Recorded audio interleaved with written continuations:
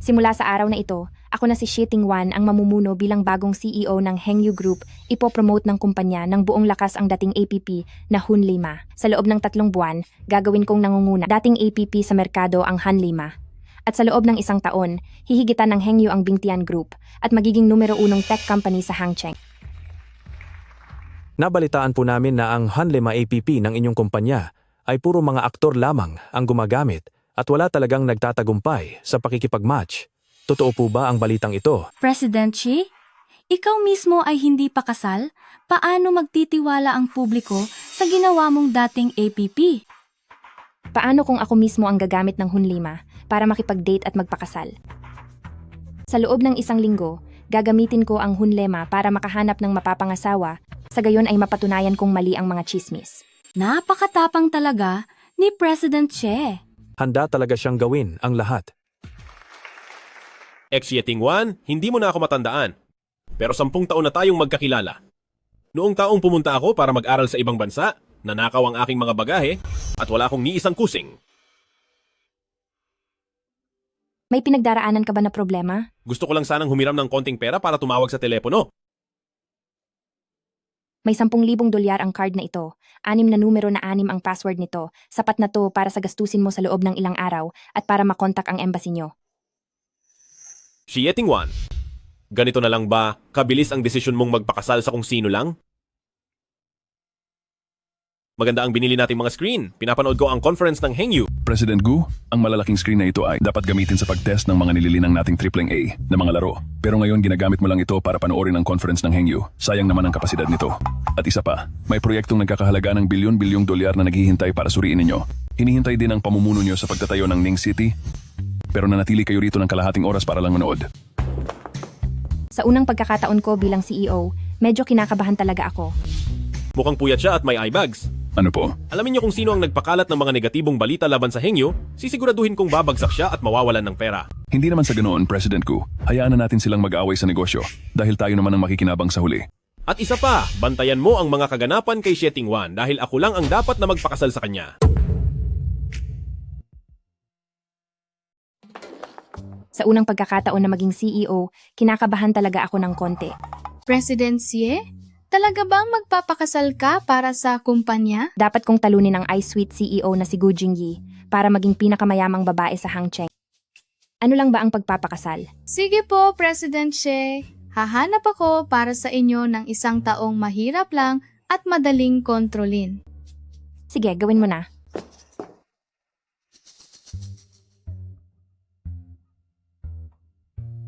May 1 milyong dolyar sa card na ito? Umalis ka na?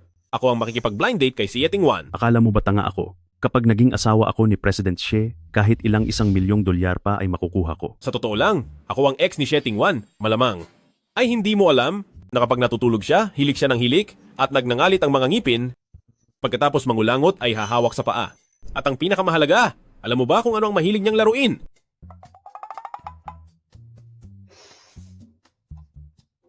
Alam mo na yon? Walang makakatiis sa kanya. Pero iba ako, mahilig ako sa hirap. Yung pakiramdam na masakit pero masaya, mahirap intindihin ng normal na tao. Bakit dalawa sila? Mahilig akong nasasaktan. Yung pakiramdam na may sakit at ligaya, mahirap intindihin ng karaniwang tao. Bakit may 2 tao? Hello, ako si Xie Tingwan, 26 na taong gulang, may master's degree sa computer science, wala na akong mga magulang, minana ko ang kumpanya ng pamilya namin, may sariling bahay at kotse, hindi ka lugi kung ako ang magiging asawa mo. Ngayon, ikwento mo naman ang tungkol sa iyo. 28 taong gulang na ako, 0 ang ipon, walang kotse o sariling bahay, pero mayroon akong isang luma at ginagamit na motor. At sa ngayon sa labas ng syudad lang ako nangungupahan, wala ring permanenteng trabaho. Ngayon ay nagbubuhat lang ng hollow block sa construction site. Bakit ang hirap mo na nga? Ang taas pa rin ng bilib mo sa sarili mo? Lagot? Naghihinala na siya sa akin. Bilib din naman ako sa sarili ko. Mukhang bagay pala tayo.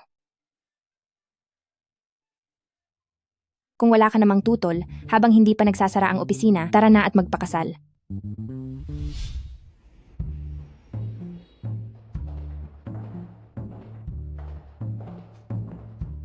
Gu Jingyi, ang presidente ng Bingtian Group. Gu Jingyi, CEO Bingtian Group. Parehong pangalan pero magkaiba ang tadhana. Siya ay tinitingala bilang pinakamayamang tao sa Hangcheng, habang ako naman ay isa lamang simpleng trabahador. Huwag kang mag-alala, tatalunin ko si Bingtian Group at magiging asawa ako ng pinakamayamang tao sa Hangcheng. Asawa ng pinakamayamang tao sa Hangcheng. Sa totoo lang, ikaw na iyon ngayon. Bakit ka tumatawa? Hindi ka naniniwala sa akin? Hindi, naniniwala ako. Naniniwala akong siguradong kaya mo yan. Mabait ka rin palang tao. Huwag kang mag-alala, hindi kita ikukulong sa akin. Kapag lumipas na ang gulo sa APP, magdidiborsyo na tayo agad. Ang marriage certificate ay isang mahalagang dokumento. Mas mabuti pang ako na ang magtago nito. Sige na nga, tungkol naman sa diborsyo, pag-usapan na lang natin iyon sa susunod. May mas mahalaga tayong kailangang gawin ngayon. Tara.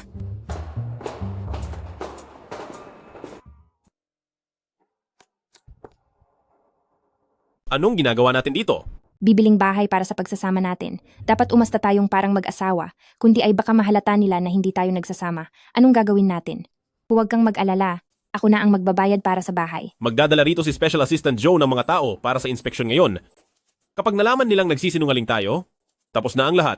Hoy, bakit ka tumatakbo? Masyadong mahal dito, siguro ay maghanap na lang tayo ng ibang lugar. Magdadala ng mga tao si Special Assistant Joe para sa inspeksyon ngayong araw, at kapag nabuking tayo, ay tapos na ang lahat. Hoy, saan ka pupunta? Sobrang mahal nito. Baka naman pupwede tayong humanap ng ibang lugar. Sa tingin mo ba gusto kong pumunta rito? Pero ang mga pagmamay-ari sa ilalim ng Bingtian Group, ang tunay na pinakamaganda sa Hangzhou. Kahit medyo mahal ay okay lang. Tara na. Mukhang maganda ang bilyang iyon. Mahusay po ang inyong panlasa. Iyan ang aming pinakamagarbong unit. Napaliligiran ng bundok at katubigan. Napakagandang tirahan po niyan. Kung ganoon, kukunin ko na iyan. Gusto ko rin ang unit na iyan. Saan galing ang ghillie suit na yan? Alam mo ba ang ibig sabihin ng nauna ay dapat unahin? Anong ghillie suit? Isang ghillie suit na pangnyebe. Ano bang problema sa paningin mo? Gawa ito ng sikat na designer. Ikaw siguro si Xie Tingwan, ang lalaking binabayaran ng babaeng iyan? Ako si Binibini ng pamilyang Xie, at itong kasama ko ay ang pinakamalaking shareholder ng Hengyu si Chairman Shu na gawa mo pang maging mayabang sa harap namin? Binibini ng pamilyang She. Isang kamag-anak lang sa malayo ay ganyan na kung tawagin ang sarili. Kukunin ko ang bilyang ito. Sandali. Doble ang ibabayad ko. Pasensya na po, Ginoo, pero si Ginang Xie po ang nauna. Napakabobo mo at ayaw mong kumita. Paumanhin po, Ginang Xie. Kulang po ang pera sa card na ito. Nakalimutan ko, nung Lunes ay inilagay ko ang lahat ng pera sa research department. Sandali lang, sa tingin ko ay may laman pa ang iba kong card. Huwag kang mag-alala, ako na ang bibili. Nakakatawa, isang CEO na walang pera at nagsama pa ng isang lalaking palamunin para bumili ng marangyang bilya. May pera ka ba talaga? Nakakahiya kayo? CEO po.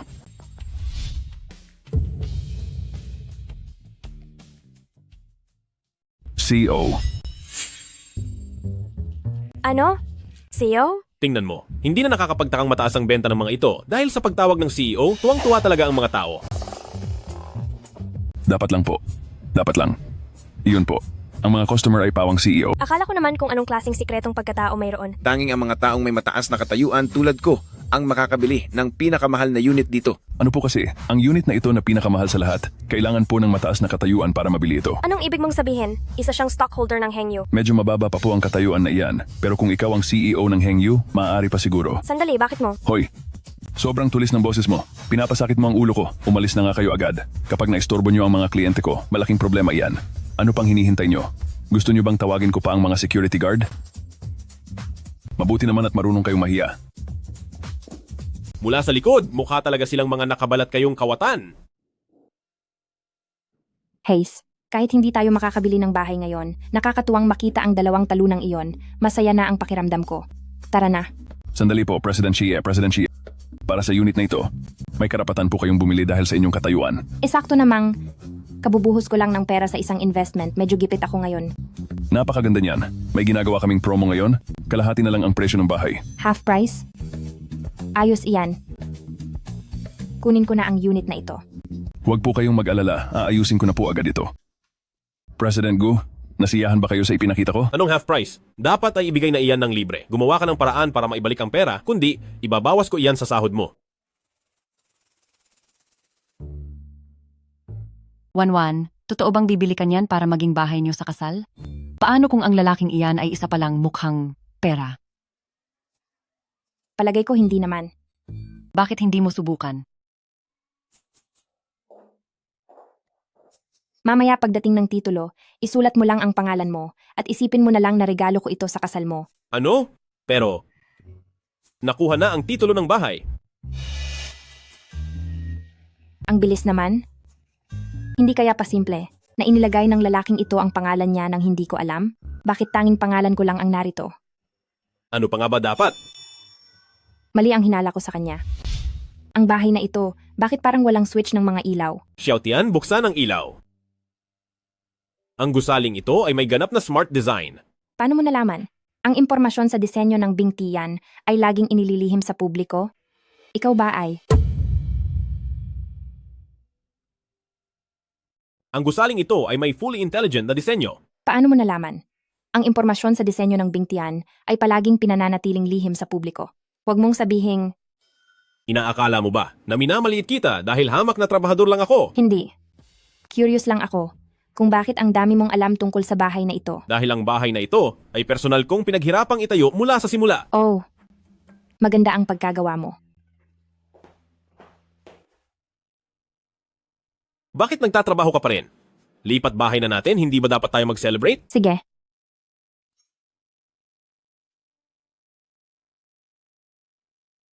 Seryoso ba, Wanwan? CEO ka na, pero bakit subsub ka pa rin sa trabaho? Iba ako sa ibang mga CEO, tatalunin ko si Gu Jingyi at magiging pinakamayamang babae ako sa Hangcheng. Halika, huwag ka lang tumulala dyan para sa pagtalak sa Gu Jingyi at pagiging pinakamayaman sa Hangcheng. Cheers! Tama, talunin si Gu Jingyi at maging pinakamayaman sa Hangcheng galingan mo.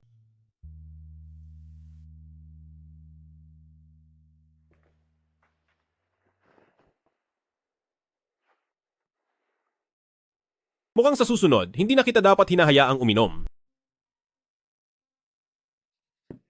Hoy! Pakisend sa akin ang mga dokumento. President Gu. Sige, ipadala mo sa akin ang impormasyon. President Gu.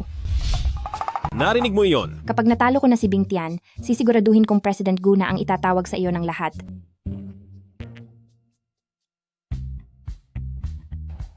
President Gu, ito po ang listahan para sa investment reception. Xie Tingwan. Opo, kasama po si Madam sa listahan ng mga inanyayahan. Sa palagay ko ay hindi na ako pupunta sa reception na iyon. Po? Hindi po. Kayo po si Presidente ng Kamara ng Komersyo. Mukhang hindi po iyan maaari. Sa bagay, ganito na lang. Ang mobile game project ng Luotian Company, ibigay mo sa kumpanya ni Madam. At dapat ang oras ng meeting ay kasabay mismo ng reception. Para lang hindi malaman ni Madam ang tunay ninyong pagkakakilanlan sa reception, ibibigay niyo po talaga ang napakalaking project na ito sa kanya? Hindi mo ba naramdaman na ito ay isang perpektong plano? Opo, talagang perpekto po. Wala talagang makakatalo sa aming President Gu. Hulaan mo kung ano ang magandang balitang narinig ko ngayon. Ano yon? Bukas, pupunta ako para pag-usapan ang project ng Lushan na mobile game. Sa paunang bayad pa lang, mababawi na natin ang pera para sa King of the Building. Talaga? Napakagandang balita niyan. Congratulations sa iyo. Kaso lang, ang oras ng meeting na ito ay kasabay ng investment reception. Gusto ko pa sanang pumunta doon para makakuha pa ng maraming projects. Hi, sa ganda ng project na iyan, huwag mo na alalahanin ang reception na iyon. Sa bagay, tama ka. Hindi ko dapat ipagpalit ang sigurado sa hindi sigurado. Pero hindi mo naman pwedeng habambuhay na trabahador ka lang. Paano kapag matanda ka na at hindi mo na kaya? Ano kaya kung sumama ka sa akin bukas sa meeting para matuto ka naman ng ibang kasanayan? Mukhang hindi ako pwede bukas. Mayroon akong importanteng kailangang gawin. O sige kung ganoon. Huwag kang mag-alala. Ang lakad mo bukas ay magiging maayos at matagumpay. Bakit parati kang parang punong-puno ng kumpiyansa sa sarili? Pero hangang-hanga ako sa iyo. Manager Liu, pakitingnan po ang kontrata. Maaari po nating baguhin ang anumang bahagi na hindi kayo kontento. Ayos ito, kontento na ako. Hindi nyo man lang po babasahin ang kontrata? Talagang kahanga-hanga ang talentong taglay ni President Xie Mei. Tiwala ako kay President Xie. Mag-ingat po kayo sa pag-alis nyo. Buti na lang matalino ako.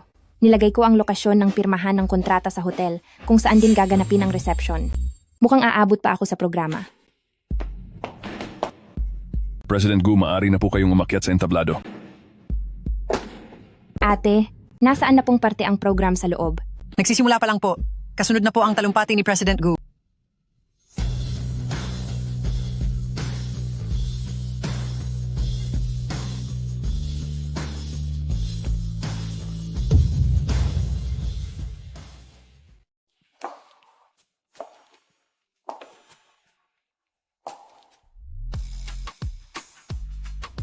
Gu Jingyi, ikaw ba talaga si President Gu? Hoy! Walang problema sa mikropono. Anong ginagawa mo rito? Hindi ba may kakausapin ka? Dapat ako ang nagtatanong niyan sa iyo. Anong ginagawa mo rito? Hindi mo ba nakikita? Nagpa-part-time ako rito bilang sound engineer.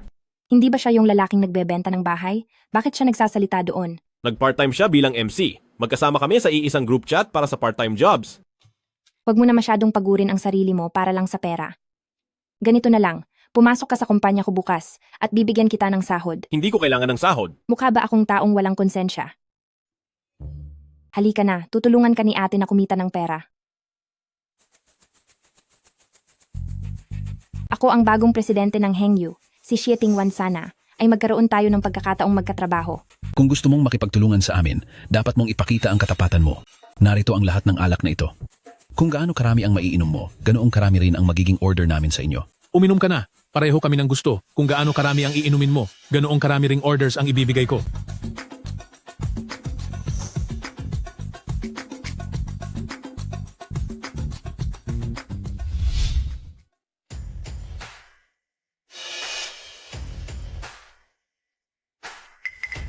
Anong tinitingin-tingin nyo? Assistant niya ako. Kung gaano karami ang mainom, ay ganoong karami ang order. Di ba?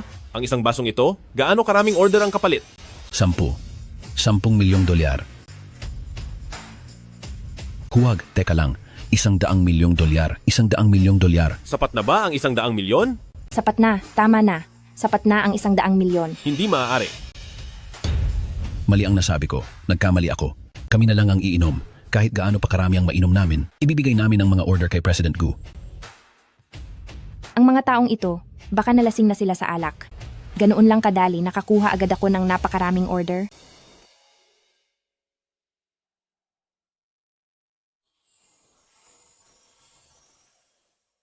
Gulo-gulo na ang buhok ko. Sino ka ba? Ako ang asawa mo. Asawa?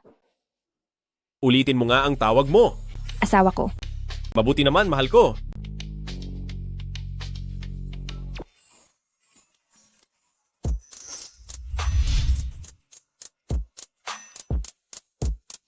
Anong asawa? Tawagin mo akong boss. Pumasok ka sa trabaho bukas.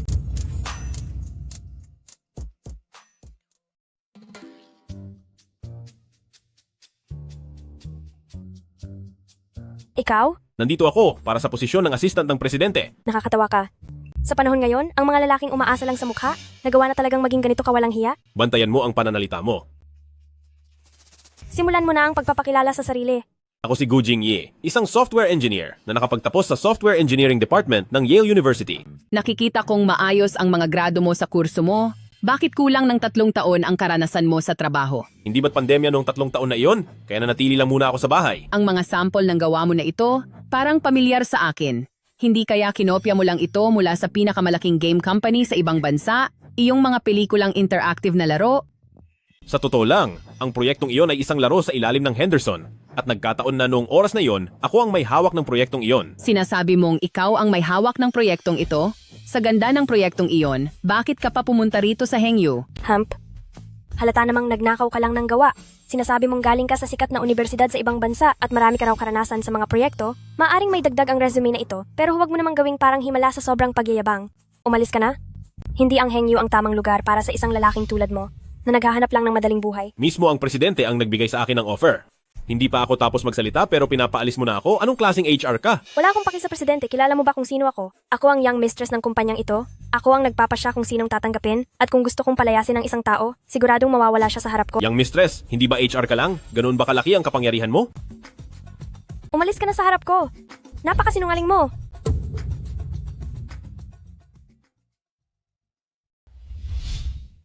President Xi, Xie Tingwan, Peke ang resume ng lalaking ito. Hindi siya pwedeng pumasok sa kumpanya. Ano naman kung peke? Maganda ang resume ng assistant ko. Guwapo pa. Maganda siyang dalhin sa labas dahil nakakadagdag siya sa imahe ko. Sheting Wan, talagang nabulag ka na sa kapugian niya. Kung ang kumpanya ay ibibigay sa iyo, paano kami makakatiyak na maayos ito? Huwag na po ninyong pahirapan ang inyong sarili sa pag-iisip niyan. President Xie, parating na po rito si President Wang. Pakituloy mo rito si President Wang. Ito ba ang ginawa mong plano para sa akin? President Wang, maghuminahon po kayo. Siguradong gagawa ang kumpanya namin ng mas maayos na bersyon para sa inyo. Wag na. Wala na akong oras na aksayahin sa'yo. President Wang. Ano? Pati ang pag-alis ko, pipigilan niyo pa. Hindi po. Pakinggan niyo muna ako. President Wang, baka naman pwede niyo akong bigyan ng ilang minuto para pakinggan ang plano ko. Assistant ka lang naman. Anong klaseng plano naman ang maiisip mo? President Wang, baka pwedeng bigyan niyo ako ng ilang minuto para pakinggan ang plano ko. Isa ka lang assistant. Anong klaseng plano naman ang maiisip mo? President Wang, ang inspirasyon ko sa disenyong ito ay galing sa barok. Karamihan sa mga mobile games ngayon ay mas nakatuon sa future tech feel na parang cyberpunk, pero sa tingin ko kung isasama natin ang baroque style, mas maganda nating mabubuksan ang lokal na merkado natin. Ito ang buong ideya ng aking panukala.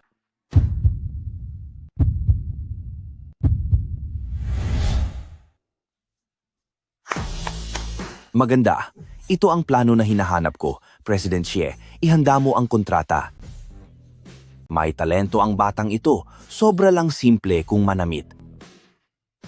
Hindi ko akalaing marunong siya nito. Nagkataon lang iyon. Eh bakit ikaw? Hindi ka makapagpakitang gilas. Ikaw,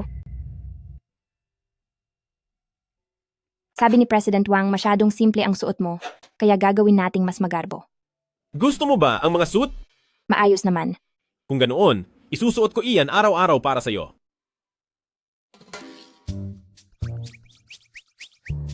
Anong ibig sabihin ng senyas na iyon? Magkakilala ba kayo? siya kaya ay... Siya po ang boss ko. Dati akong nagtatrabaho rito. Sige po, boss. Ituloy nyo na ang ginagawa nyo. Ang galing mo pala at maraming talento, marunong mag-labor, marunong gumawa ng plano, at marunong din gumawa ng damit. Dahil dyan, bibigyan kita ng maraming damit. Mamili ka na.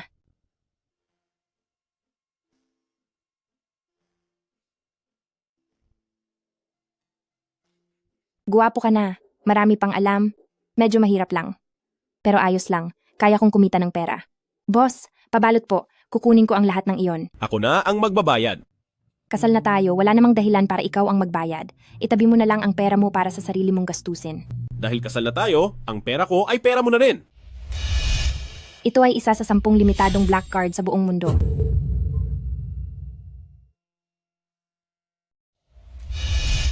Ito ay isa sa 10 black card lamang sa buong mundo. Oh, kasi ano? Sticker lang yan sa card? Sa katunayan, isa lang itong ordinaryong card sa bangko. Galing din ito sa puso niya. Tatanggapin ko na lang pero hindi ko naman gagamitin.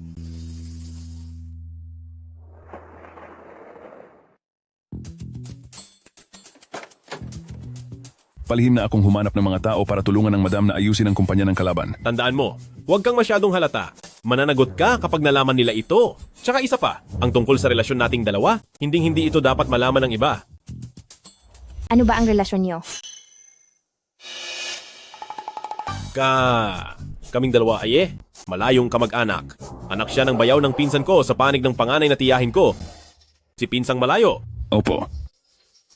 Pinsang Malayo? Ngayon lang ako nakakita ng kamag-anak ni Laugu. Dahil nagkataon naman ngayong araw, halika at kumain muna sa bahay para makita ko na rin kung kumusta ang ibinebenta mong bahay. Sige po. Sige po. Tara na po. Bibili muna tayo ng mga rekado. Tara.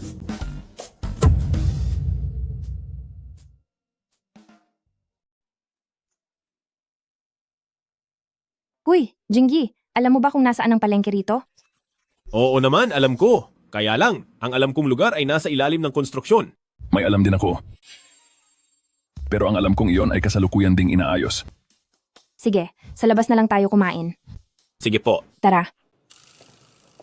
Ang restaurant na ito ay para sa private cooking. Ang mga chef dito ay mga eksperto mula pa sa orihinal na pangkat ng mga royal banquet.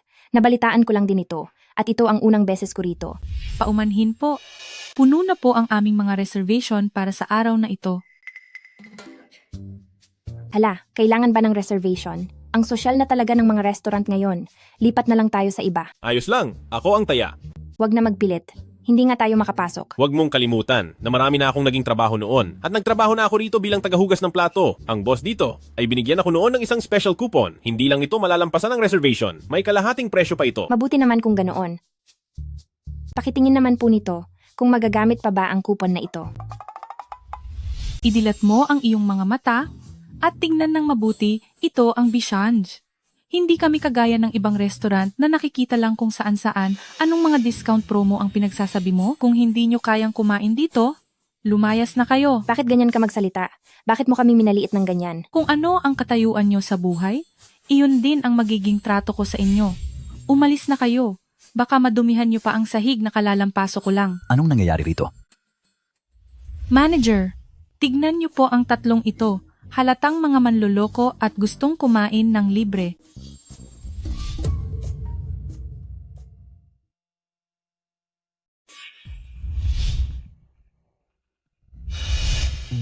Hala!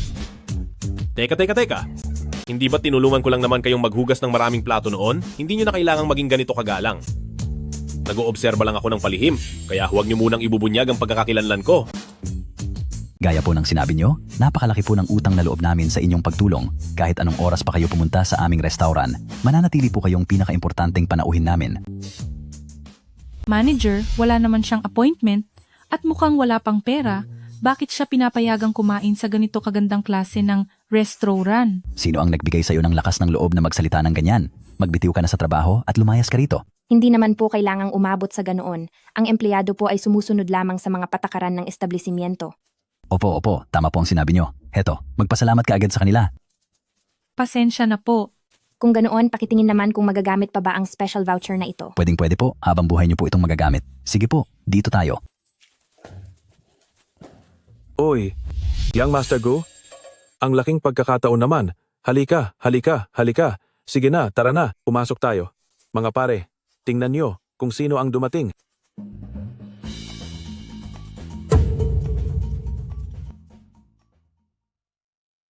Hoy, Young Master Gu. Anong coincidence naman? Halika rito, tara. Mga tol, tingnan nyo kung sino ang dumating. Young Master Gu. Iba na ang panahon. Sa tabi ni Young Master Gu, kailan pa nagkaroon ng babae? Oo nga, kapag nalaman ito ng ibang mga babae, tiyak na madudurog ang mga puso nila. Young Master Gu, sino ba sila? Mabubuting kaibigan lang. Kaming magkakaibigan, hilig lang talaga naming tawagin ang isa't isa ng boss. O kaya naman sir, di ba? Ipakikilala ko kayo. Asawa ko, si Xie Tingwan. Nagtatrabaho ako ngayon sa kumpanyang Hengyu bilang assistant niya. Asawa? Kailan ka pa nagpakasal? Bakit si mga tol ay walang kaalam-alam tungkol dito? Oo nga naman. Assistant? Hindi ba dapat nasa bingtian ka? Ang asawa ko ay isang executive president ng Hengyu. Ang antas niya ay malayo sa ating mga karaniwang tao. Karaniwang tao? Pare-pareho lang naman tayo. Walang pinagkaiba kahit sino ka pa. Sige po, basta hindi po kami kinahihiya ni sister-in-law. Ayos na. Sakto, sabay-sabay na tayong kumain. Opo, sister-in-law. Halika po. Rito kayo maupo sa gitna. Sister-in-law. Tama po. Upo na po kayo. Anong trabaho ninyong lahat? Isa akong polymer materials engineer. Napakagaling naman. Huwag kang maniwala sa kanya. Pampakilig lang ang mga sinasabi niyan kahit ano pang engineering ang sabihin niya. Sa kalsada lang naman siya nagkakabit ng film sa mga cellphone. Huwag kang makikinig sa kanya. Masarap lang pakinggan ang mga sinasabi niya. Anong polymer engineer? Tagabitbit lang siya sa ilalim ng tulay. Sige na. Talagang ayaw mo akong pormahan sa harap ni sister-in-law, di ba? Ako, ang Regional Resources Regeneration Management CEO. Tagakuha lang ng basura. Sister-in-law, isa akong dalubhasa sa pagpapalambot ng mga high-end na pagkain. Inaalagaan ka lang ng mayamang babae para sa iyong itsura. Young Master Gu, ibinuko mo kaming lahat. Wala ka man lang iniwan sa amin sa harap ni sister-in-law. Paano na ang reputasyon namin? Magkakaibigan naman tayo. Hindi ko iyon pinapansin. Pero Mahirap makapasok sa bisyong gekayo. Kami? Lahat kami ay nakapagtrabaho na rito bilang tagahugas ng plato. Tama, kaming magkakaibigan na nakapagtrabaho na rito nakapagtrabaho bilang ng mga mga tagahugas ng tagahugas ng plato. plato. Tama. Mukhang mahirap din ang pinagdaanan ng mga kaibigan mo. Libre ko na ang hapunan ngayong gabi. Wag na, ako na ang magbabayad. Kahit may discount card pa, medyo mahal pa rin ang pagkain dito. President naman ako ng kumpanya, kaya hayaan mo nang ako na. Oo nga, hindi naman dapat ang president ang nagpapalibre, di ba? Sabi ko, nang ako na ang bahala. Sa susunod ka na bumawi. Masaya akong makilala kayong lahat. Sagot ko na ang gabing ito. Napakagalante mo talaga, sister-in-law. Magkano po?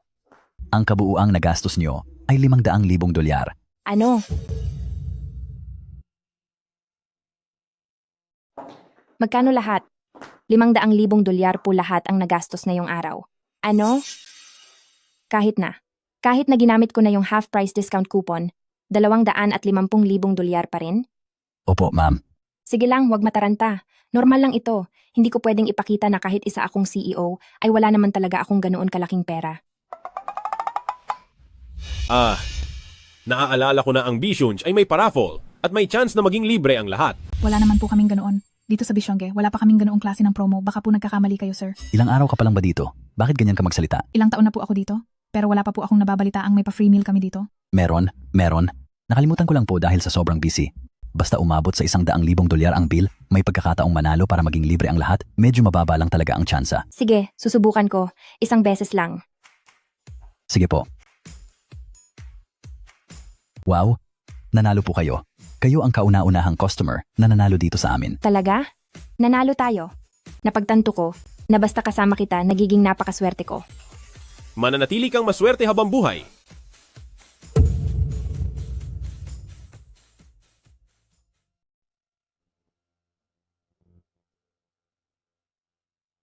Sakay na. Ihahatid kita sa kumpanya. Wag na po. Baka may makakita pa sa atin at isipin nilang isa lang akong lalaking umaasa sa babae o palamunin. Baka masira pa ang reputasyon nyo dahil doon. Sige, ganoon ba? Oo nga pala. May ibibigay ako sa iyo. Halika rito. Tingnan mo kung magugustuhan mo ito. Opo. Gusto ko po.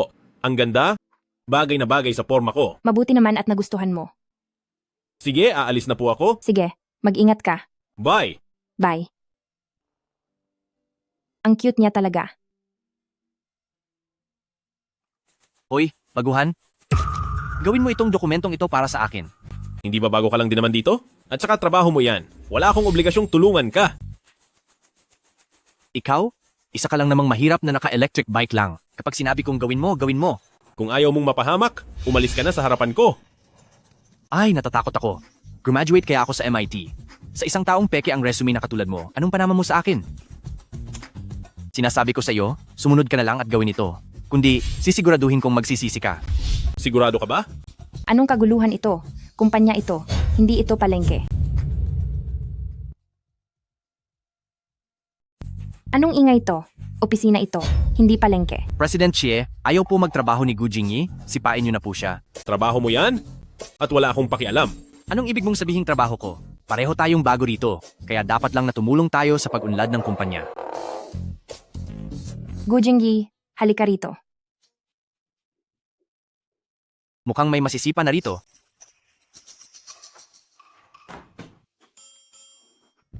Hulaan niyo kung ano ang balita ko. Anong balita? Balita ko. Ang asawa ni President Xie ay narito lang sa opisina natin. Ano? At sabi nila, isa siya sa mga bagong dating noong Lunes. Ang mga pumasok noong Lunes ay sina Liu Zihao at Gu Jingyi, hindi kaya? Sa tingin ko, ang asawa ni President Xie ay siguradong galing sa mayamang pamilya. Hindi lang mayaman, dapat magaling din ang pinag-aralan at maayos na tao. Zihao, ikaw ba ang asawa ni President Xie? Ayos to. Siguradong masisipa na si Gu Jingyi.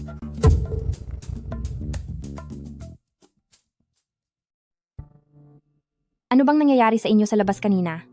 Hindi ka ba komportable sa trabaho mo? Papatalsikin mo na ba ako sa trabaho? Ano bang iniisip mo? Malaki na ang naiambag mo sa kumpanyang ito, kaya imposibleng hindi kita pahalagahan.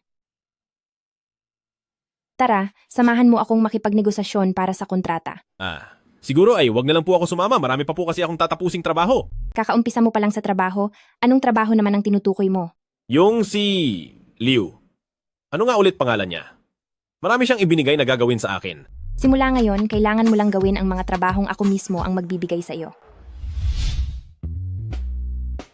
Dahil nasa Hunt Wedding app na ako at ang balita tungkol sa pagpapakasal ay nagpatigil na sa mga bali-balita. At ngayon, maayos na ang takbo ng ating app. Ang susunod nating gagawin ay ang paggamit ng kwento ng kasal ko bilang tema para makagawa ng marketing plan upang mas lalong makilala ang ating app. Kung mayroon kayong mga magagandang suhestiyon, huwag kayong mahihiyang magsabi. President She, pwede po tayong gumawa ng mga commercial o kaya naman ay mga short video kung saan gagawin namin kayong celebrity couple. Huwag na lang, ayaw kong lumabas siya sa camera. Sa marketing na ito, mas magfo-focus tayo sa mga artikulo. Kung artikulo po ang basehan, mas mainam kung madalas nating ma-interview si Liu Zihao.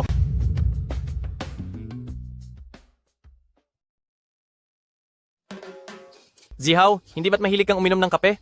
Ito ay galing pa sa bakasyon ko sa Yunnan. Sadya ko itong ibinili ng coffee beans para sa iyo. Tikman mo ito. Noong nakaraang namasyal ako, nakita ko itong bow tie.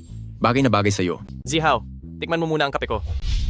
Zihao, tingnan mo ito. Sadya kitang pinili ng sapatos na gawa sa balat. Gawa ito sa tunay na leather. Zihaw, mukhang masyadong nakakapagod ang trabaho mo. Ako na lang ang tatapos nito para sa'yo. Ay naku, nakakahiya naman. Huwag po kayong magmadali. Pila-pila lang tayo. Zihao, tungkol ito sa isinusulat nating plano. Gusto ko sanang marinig ang kwento kung paano kayo nagkakilala ni President Xi. Totoo bang nagmadali kayong magpakasal? Kami ni President Xi ay nagpakasal ng mabilisan. Iyon. Maling tao yata ang kinakausap nyo. Ako ang tunay na asawa ni President Xi.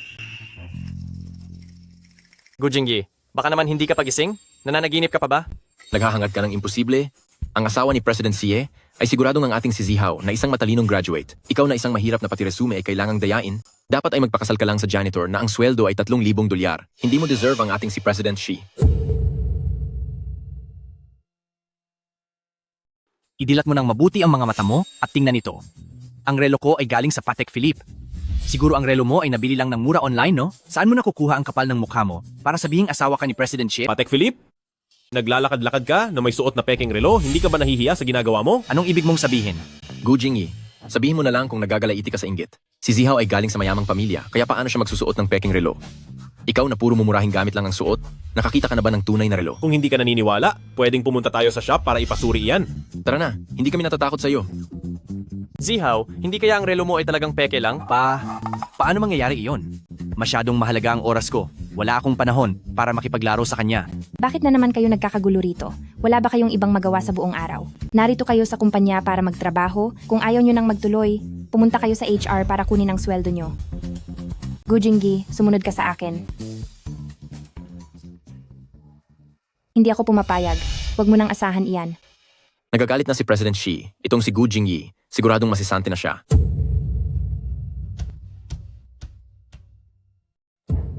Sa ilalim ito ng manor ni Bing Tian, hindi ako pupunta doon para sa ating prenup photoshoot. Pero ang bahay nyo kay Bing Tian, ay binili nyo naman, di ba? Iba naman yon. Ang pagbili ng bahay mula kay Bing Tian ay patunay ng aking katayuan. Pero kung sakaling sa manor ni Bing Tian tayo kukuha ng litrato, mapapatunayan lang noon na pati ang panlasa ko ay hindi ko malalampasan ang sa kanya. Kahit hindi ko maintindihan ang logic mo, ibibigay ko ang gusto mo. Kumusta naman ang villa ng Zui mo? Basta't hindi lang ito ari-arian ng CEO ni Bing Tian. Buti na lang at nitong mga nakaraang taon, marami akong nabiling sikretong ari-arian. Zihao, hayaan mong tulungan kita rito.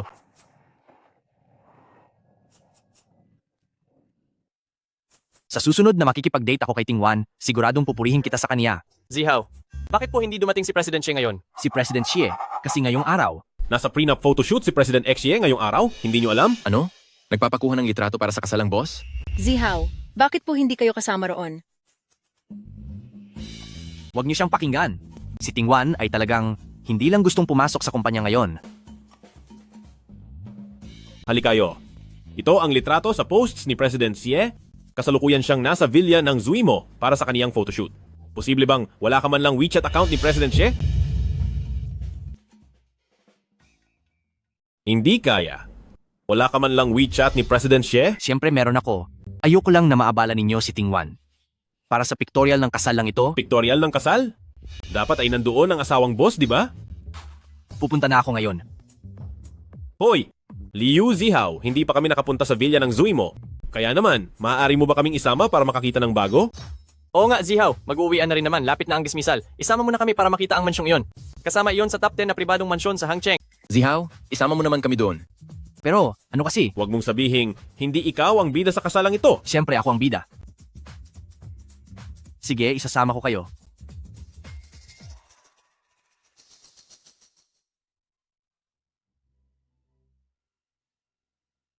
Grabe, hindi ko akalaing makakapunta tayo rito sa tanyag na villa ng Zui mo. Zihaw, bilis. Ituloy mo na kami sa loob. Ha? Nako, naiwan ko pala ang susi. Pwede bang sa ibang araw na lang?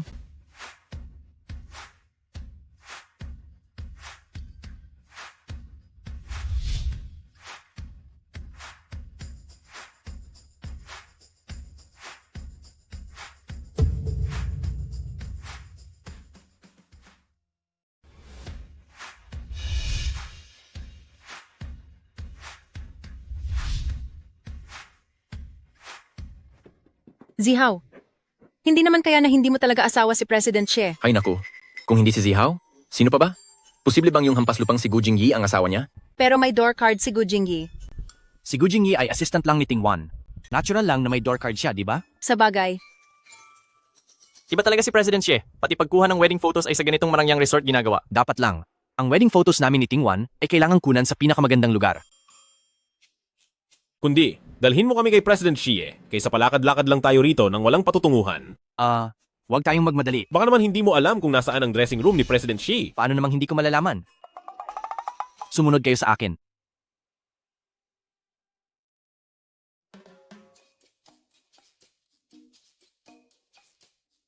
Zihaw, bakit walang tao? Mali yata ang pinuntahan natin. Hindi naman ako nagme-makeup, kaya natural lang na hindi ko agad mahanap ang dressing room. Tama, lalaki si Zihaw. Bakit naman siya gagamit ng dressing room? Ayos lang. Kung ganoon ay tawagan mo na lang si President Xie, hindi ba? Gu Jingyi, ano bang problema mo ngayong araw? Bakit parati kang naghahanap ng away? Ingit lang siguro siya. Kung mayabang ka talaga. Sige, tawagan mo si President Xie.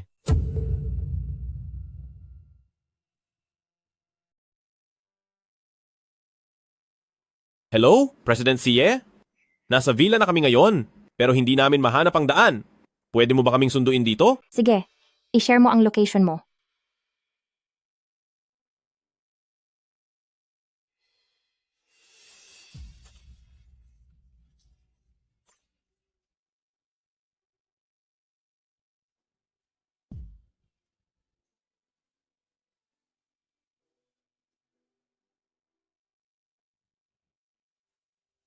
Anong masasabi mo? Napakaganda. President Xie, ang ganda-ganda mo talaga. Parang isang anghel na bumaba mula sa langit. Nagagawa nga talaga ni Gu Jingyi na tawagin si President Xie para lumabas. Assistant si Gu Jingyi ni President Xie, hindi ba't normal lang natawagan niya si President Xie? Tulala ka na? Bakit hindi ka makapagsalita? President Xie. Zihaw, bakit nagbago ang tawag mo kay President Xie? Zihaw, bilisan mo at magpalit ka na ng damit para makapag-shoot na kayo ng wedding photo ni President Xie. Hindi na kami makapaghintay. Ako? Anong wedding photo namin ni Zihaw? President Xie, hindi ba mag-asawa na kayo ni Zihaw? Naku, akala kasi ng lahat na si Zihaw ang asawa ni President Xie. Hindi po totoo yon, President Xie. Makinig ka muna sa paliwanag ko. Ako. Nagkamali lang silang lahat. Hindi kami nagkamali. Iyon ang totoo. Ano? Naniwala kayo agad sa sinabi ko, hindi ba? Naniwala kayo agad sa sinabi ko. Simula ngayon, tanggal ka na sa trabaho. At kayong lahat, huwag puro tsismis ang inuuna ninyo. Kapag hindi ninyo naabot ang kwota sa buwang ito, magligpit na kayo ng gamit at lumayas din kayo. At kayong lahat, tigilan nyo ang pakikichismis araw-araw. Kapag hindi nyo natapos ang kwota nyo ngayong buwan, magligpit na kayo ng gamit at umalis dito. Si President Xie, kung hindi si Liu Zihaw, baka naman si Gu Jingyi? Uy, ang tapang mo talaga. Kayo, araw-araw na lang. Lahat na lang ay kinuryos nyo. Totoong may asawa na ako, pero wala siya sa kumpanyang ito. Sige na, kung kontento na kayo sa nalaman nyo, bumalik na kayo sa trabaho, huwag nyong ubusin ang oras nyo sa kalokohan. Gu Jingyi, sumunod ka sa akin.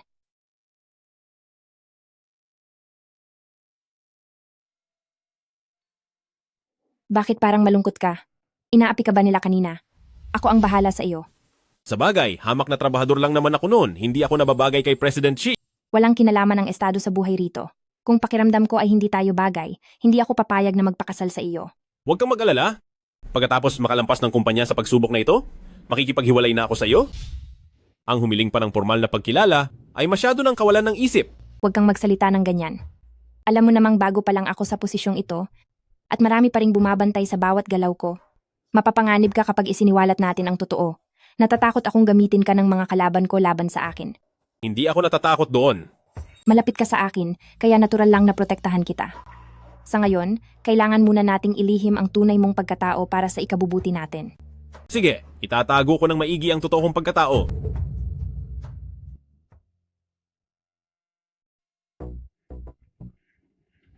Napaka-arogante ni Sheting Wan. Lahat ng pinaghirapan kong hanaping matatalinong empleyado ay pinalayas niya. Kuya Mudong, ang masamang babaeng si Sheting Wan na yan ay talagang binabangga ako. Huwag kang mag-alala, gagawa ko ng paraan para si Sheting Wan ay mapahiya at mapatalsik sa kumpanya para makaganti sa kanya. Bakit? Anong nangyari? Paalis na sana ako para makipag-usap sa investor. Wala naman akong ginagawa ngayon, kaya sasamahan na kita. Siguro kung hindi ko siya isasama, baka mawalan siya ng kumpiyansa. Sige, sabay na tayo.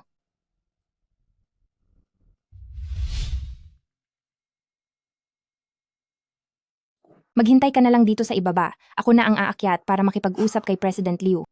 Sige po.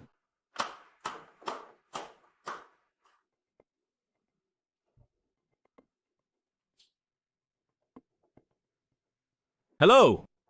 Pakiimbestigahan mo ang presidente ng Shanghai Company.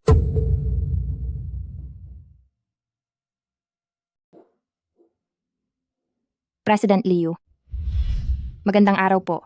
Ako po ang Executive CEO ng Hengyu Group, si Sheting Wan. Nakausap ko na po kayo sa telepono noon tungkol sa proposal para sa new energy system. Naaalala niyo pa po ba? President Cheo, halika. Maupo ka. Ay nako, President Che. Mukhang hindi maganda ang kalagayan ng Hengyu ngayon. At narinig ko rin na ikaw at ang pinakamalaking stockholder nyo ay may pinag-aawayan. President Liu, mga sabi-sabi lang ang mga iyon. Pag-usapan na lang po natin ang tungkol sa ating proposal. Oo talaga. Siyempre, kailangang dahan-dahanin natin ito. President Liu, nandito ako para pag-usapan ang negosyo natin. Siyempre, sa ganitong klase ng partnership, dapat itingnan muna natin ang personal nating ugnayan. President Liu, dahil mukhang ayaw nyo namang makipag-ugnayan sa negosyo, aalis na lang po ako. Sandali, huwag kang magmadali. Anong ibig sabihin nito? President Xie, huwag kang maging mapagmataas. Kung papasayahin mo ako, iyong puhunan, pati ang proposal na ito ay wala na magiging problema. Lumayas ka. Bitawan mo ako. President Xie, huwag kang umalis. Bitawan mo ako. Tatawag ako ng 911.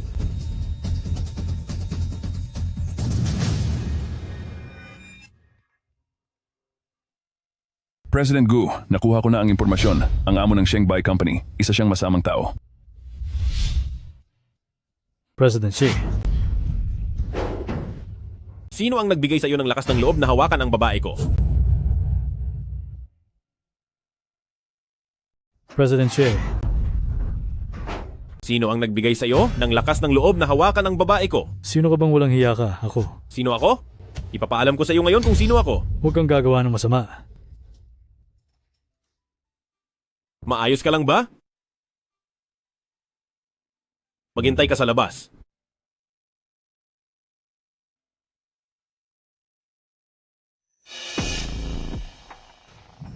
Ikaw na bata ka.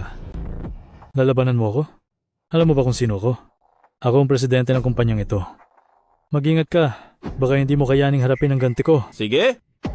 Ipatikim mo sa akin ang sinasabi mong ganti.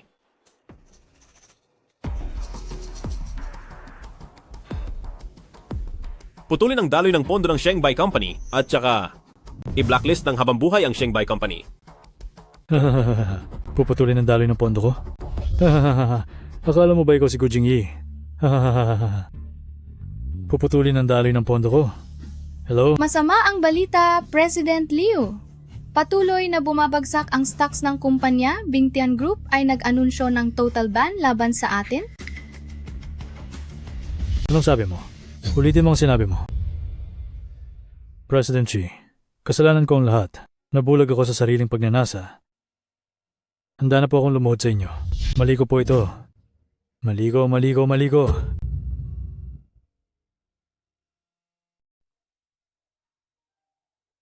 Kayo ni Xie Tingwan. Ano ang nangyari sa loob kanina? Bakit biglang nagbago ng husto ang ugali niya? Hindi ba nagtrabaho ako sa restaurant noon at hindi sinasadyang narinig ko ang mga masasamang gawain niya? May hawak akong ebidensya laban sa kanya, kaya siya natatakot. Ganoon pala. Bakit tila tuwing magpa-part-time ka ay laging perpekto ang timing mo? Tama ka.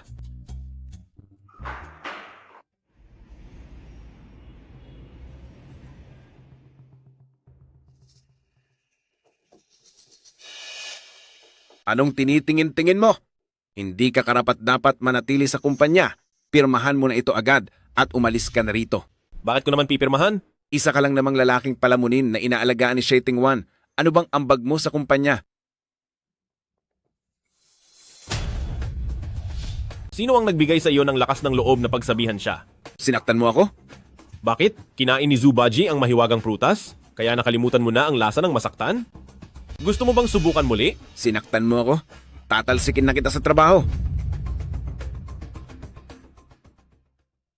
Sinuntok mo ako? Sisibakin kita sa trabaho. Si President Xie ang kumuha sa akin. At wala kang karapatang tanggalin ako. Hamak na assistant ka lang. Nagmamalaki ka lang dahil kay Xie Tingwan. Akala mo ba ay hindi kita kayang tanggalin?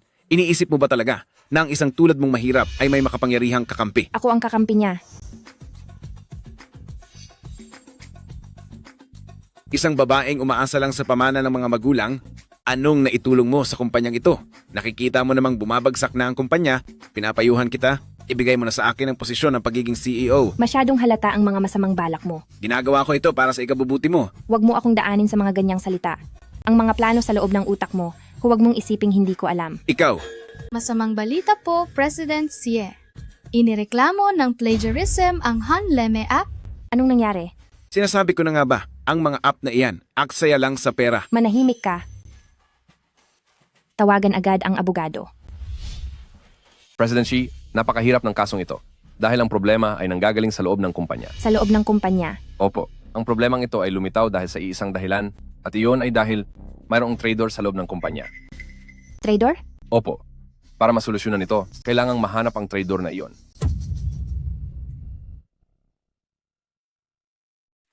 Makinig po muna kayo. Itigil niyo muna ang lahat ng ginagawa niyo. Anong nangyayari dito? May kasamang napakaraming tao si President Xi. Huwag niyong sabihing may aarestuhin sila. May nagtaksil sa kumpanya, kaya ngayong araw ay susuriin ko ang lahat ng datos sa loob ng bawat computer sa opisina. Huwag kayong mag-alala, hindi ko pakikialaman ang inyong mga personal na gamit. Simulan ang investigasyon.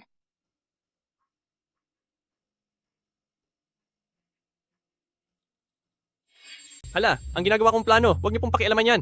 Hoy, teka lang. Ang mga rendering ko. Sayang ang trabaho ko buong umaga. Huminahon po kayo, doble ang magiging sahod niyo ngayong araw, at pagkatapos nito ay maaari na kayong umuwi. President Xie, matagal na po kaming empleyado sa kumpanyang ito at naging maayos naman ang lahat sa nakalipas na mga taon. Tama po si President Xi. Ang mga bago lang naman ang pumasok sa kumpanya at saka pa nagkaroon ng ganitong gulo. Si Gu Jingyi. Sigurado akong si Gu Jingyi yon. Mukhang peke pa ang resume niya noong simula pa lang, at kung pag-uusapan ang tungkol sa masamang intensyon sa kumpanya, siya ang pangunahin sa listahan. Magsalita ka lang kung may ebidensya ka na. Nahanap ko na.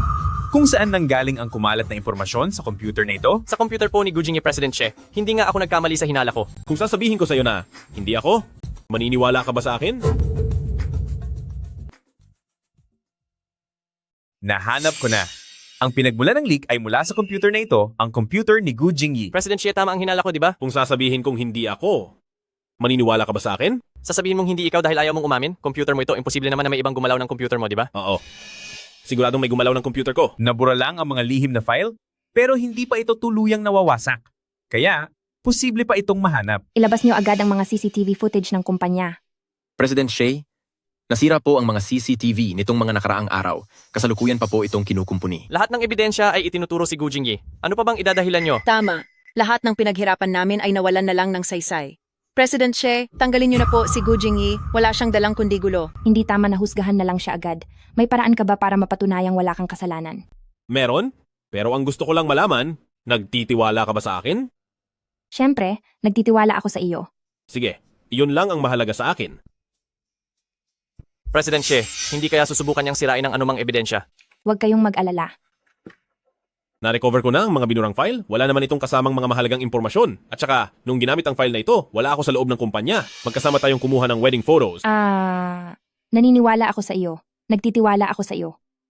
Ang usaping ito, kailangan pa rin nating solusyonan. Hindi nakuha ng kabila ang mga pangunahing datos. Ibig sabihin ay hindi nila ito pwedeng kopyahin. May kakilala akong mahusay na abogado. Matutulungan niya tayo rito. Hindi nakuha ng kabila ang mahahalagang impormasyon? Ibig sabihin nito ay walang posibilidad na may nangyaring nakawan ng gawa. May kakilala akong sikat na abogado na pwedeng tumulong sa atin? Huwag kang magmayabang. Isa ka lang namang maliit na empleyado. Paano ka naman makakakilala ng sikat na abogado? Sinabi mo pa, akala mo naman kung sino kang malaking tao. Kung may kakayahan ka talaga, ayusin mo ang problema. Hindi yung nagsasalita ka lang ng kung ano-ano rito. Sa loob ng 20 minuto, pumunta ka rito sa Hengyu. Hihingi ka ng tulong sa kaibigan mo, pero parang hindi naman ata tama ang pananalita mo. Masyado na kaming magkakilala, ganito talaga ang paraan ng pag-uusap namin, maikli at diretsyo, basta naiintindihan.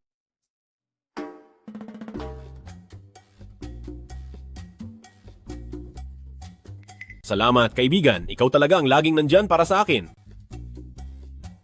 O sige, walang anuman, kaibigan. Ganyan po ang buong sitwasyon. Sige po, wag po kayong mag-alala.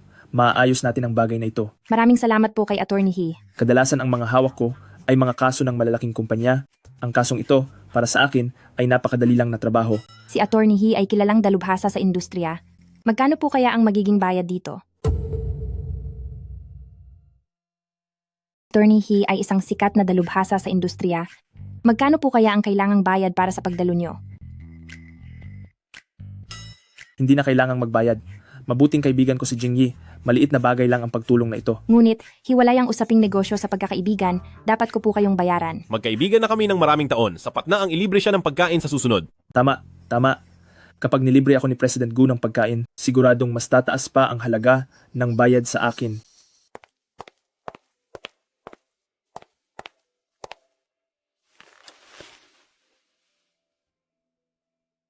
President C, trending na po kayo online? Tingnan niyo po. Alamin nyo kung sino ang nagpakalat nito. At saka, ano ba ang sinasabi ng mga tao sa comment section? Sinasabi po nila. Sabi nila, Diretsuhin mo na ako. sinasabi po nila na bilang developer, kung kayo mismo ay masyadong malaro sa pag-ibig, ibig sabihin ba ang Hanlemu APP ay ginawa lamang para magbigay ng pagkakataong makipagkilala sa mga taong nag-iisa? Imbis na tunay na pagsilbihan ang mga naghahanap ng mapapangasawa? Inaayos na ba ito ng public relations team? Opo, pero hindi talaga naniniwala ang mga netizen na maghahanap kayo ng lalaking mas mababa ang antas kaysa sa inyo. Sabi nila, kailangan niyong linawin ang inyong pagkatao kundi iisipin nilang gumagawa kayo ng hindi maganda. Sunod-sunod talaga ang kamalasan.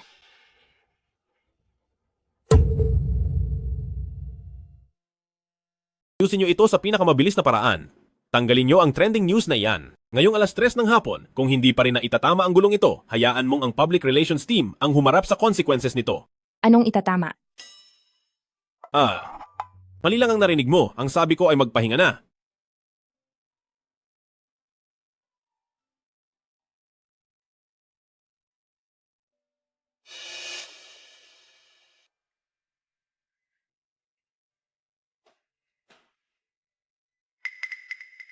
Bakit?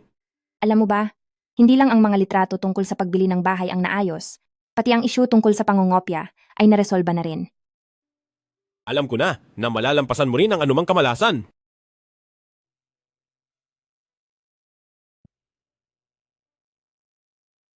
Mauuna na akong magsalita, Sheting Wan. Ay hindi na karapat-dapat na maging executive president. Kung hahayaan pa natin siyang mamuno sa kumpanya, siguradong babagsak tayo sa huli. Pero ang shares ni Sheting Wan ay masyadong mataas. Anong ikinatatakot mo? Ang pinagsama-samang shares natin, bagamat mas kaunti ng kaunti kaysa sa kanya, ay may mas maraming karanasan at kwalifikasyon. At bukod doon, maraming empleyado ang naniniwala sa atin. Ano ang dapat nating gawin? Pag-usapan na lang muna natin yan sa susunod. Gagawa ko ng paraan para si Sheting Wan ay mabigla sa ating susunod na hakbang. Naku, masamang balita ito, President Xie. Bukas na bukas din, humanap kayo ng taong tatapos sa kanya. Si Sheting Wan, ano ba itong ginagawa mo? Hindi mo ba nakikita na kasama ko ang mga shareholders na ito at mayroon kaming meeting dito? Sa akin ang kumpanyang ito, kaya pupunta ako kung saan ko gusto. Napakaswerte mo naman at masyado kang mayabang. Kung mayabang man ako, hindi ko na sana hinahayaang manatili kayo dito sa kumpanya ko para pag-usapan kung paano ako mapapatalsik. Shieting Wan, talagang hindi ka bagay na maging presidente. Isipin mo naman simula nang maupo ka, napakadaming gulo na ang dinala mo sa kumpanya. President Che, sabihin mo nga, ang ginagawa mong app na iyon, kumita na ba iyon? Nasa market na ba iyon? Ha?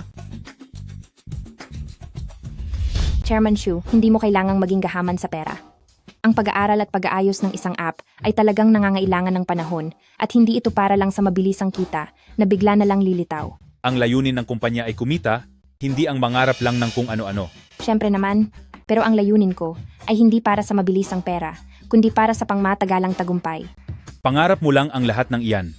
Ngayon, ang mga kabataan ay wala ng interes sa pag-aasawa, mahihirapan kang kumita mula riyan. Dahil nga sa ganoon, kaya nagpaplano ako na makipagtulungan sa mga tamang ahensya. President Che, masyadong mataas ang pangarap mo. Sa loob ng 6 na buwan, kung hindi maging maayos ang Hengyu, kusa akong magbibitiw sa posisyon ko bilang presidente. Sa loob ng 6 na buwan, kapag hindi umunlad ang Hengyu, ako na mismo ang magbibitiw sa pwesto ko bilang presidente. Oh. Sige, President Xie, pero ang mga salitang nasabi mo na ay parang natapong tubig na hindi mo na mababawi pa. Ang aking Shieting Wan ay may isang salita at hindi kailanman mababali.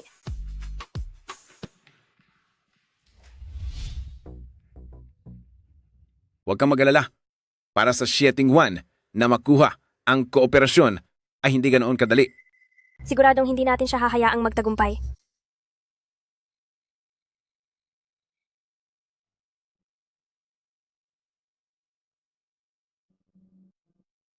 Mag-aalas 3 na? Hindi ka pa ba matutulog? Hindi pa ako inaantok, mauna ka na pong magpahinga. Sasamahan kita. Huwag na po. Importante ang pagtulog. Matutulog din ako pagkatapos nito. Ayos lang? Hindi rin naman ako inaantok. Sasamahan na kita. Sige po kung ganoon. Matulog ka na kung mapagod ka. Sige. Magse-cellphone muna ako.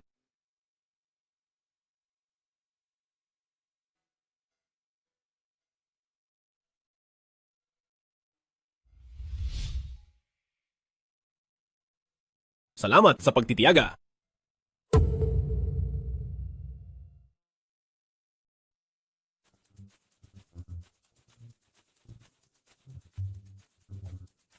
Hello President Zhang, ako po ang presidente ng Hengyu, si Shieting Wan, tungkol po sa software na nabanggit ko sa inyo noong nakaraan.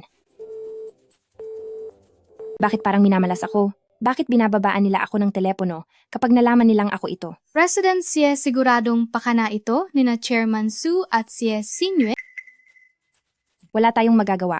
Pupunta na lang ako mismo para makipagkita sa kanila mamaya. Natalo agad bago pa man makapagsimula.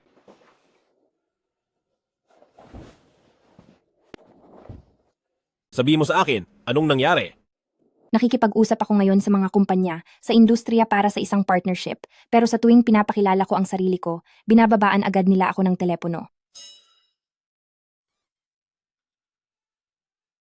Huwag kang mag-alala, lahat ng iyan ay magagawa ng paraan. Naniniwala ako sa iyo sa tuwing sinasabi mo iyan. Iimbestiga mo kung sino ang nasa likod ng pananabutahing ito. At isa pa, isend mo sa akin ang buong listahan ng mga kumpanyang katrabaho natin. Huwag kang pakahuli, kundi ikaw ang mananagot sa akin. Naisipan mo na bang makipag-partner sa Bingtian? Hindi.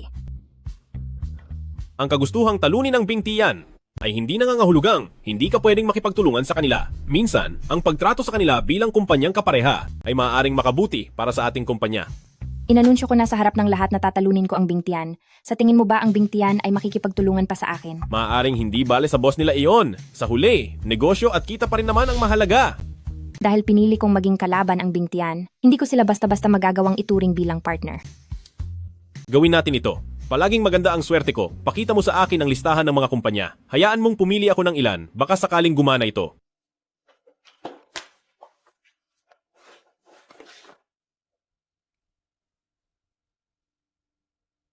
Subukan natin.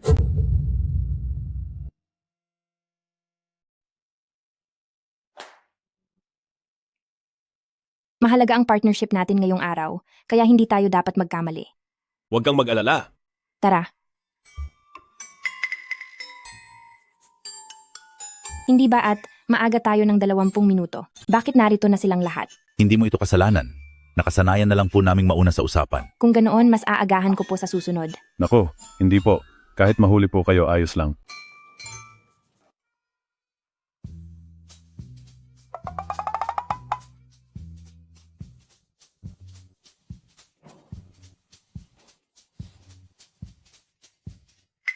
Bakit parang may kakaiba? Wala kayang nanloloko sa atin? Siguro po, natatakot lang sila sa inyo. Nga pala, ako ang taya ngayong araw, kaya kain na po tayo. Bakit kumain ka na agad? Ang bastos mo. Patay tayo nito. Magagalit kaya si President Gu? Ang babaeng ito, siguradong palalayasain na siya rito. Pasensya na po sa inyong lahat. Sa sobrang gutom ko, nakalimutan ko ang kagandahang asal. Hindi nyo naman siguro ako sisisihin, di ba? Hindi po, hindi po.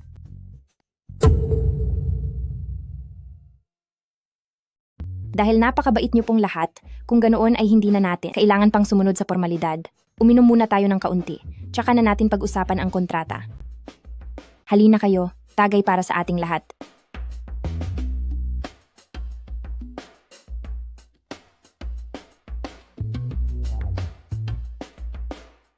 May nakagawa palang pasunurin ng isang henyo sa negosyo na si President Gu. Mukhang hindi nga dapat maliitin itong si President Xi. Napag-isipan na po namin ang tungkol sa kontrata. Huwag po muna kayong magmadaling tumanggi. Nandito na rin lang naman tayo. Pakinggan niyo muna po ang mga ideya ko para sa proyektong ito. Pagkatapos ay tignan ang nilalaman ng kontrata. Hindi pa naman huli para tumanggi mamaya. Pipirmahan na po namin ang kontrata. Teka, talagang may tiwala po kami na magtatagumpay ang proyektong ito. Mag-isip pa po kayong mabuti. Sinabi na nilang pipirma na sila. Huwag kang manggulo, hindi pa nga nila nakikita ang kontrata. Hindi naman sila mga hibang. President Xi, gusto po naming pirmahan ang kontratang ito. Ha? Tama ba ang narinig ko? Opo, tama po ang narinig nyo. Hindi naman ako lasing. Pero hindi pa po natin nababasa ang kontrata, di ba? Hindi na kailangang basahin, naglitiwala po kaming lahat sa inyo. May pakiramdam po kaming lahat na kapag sumama kami kay President Xi, tiyak nakikita kami ng malaking pera. Halatang pinagpala at espesyal si President Xi. Masyado nyo naman akong pinupuri. Kayo po ang tunay na mga bigatin sa negosyo. Ginamitan mo ba sila ng mahika? Bakit nagkakaganito ang lahat? Sadyang napakaganda lang ng disenyo mo, o kaya naman, ay baka nadala lang sila sa ganda mo. Ang mundong ito, puro na lang babola at pambobola?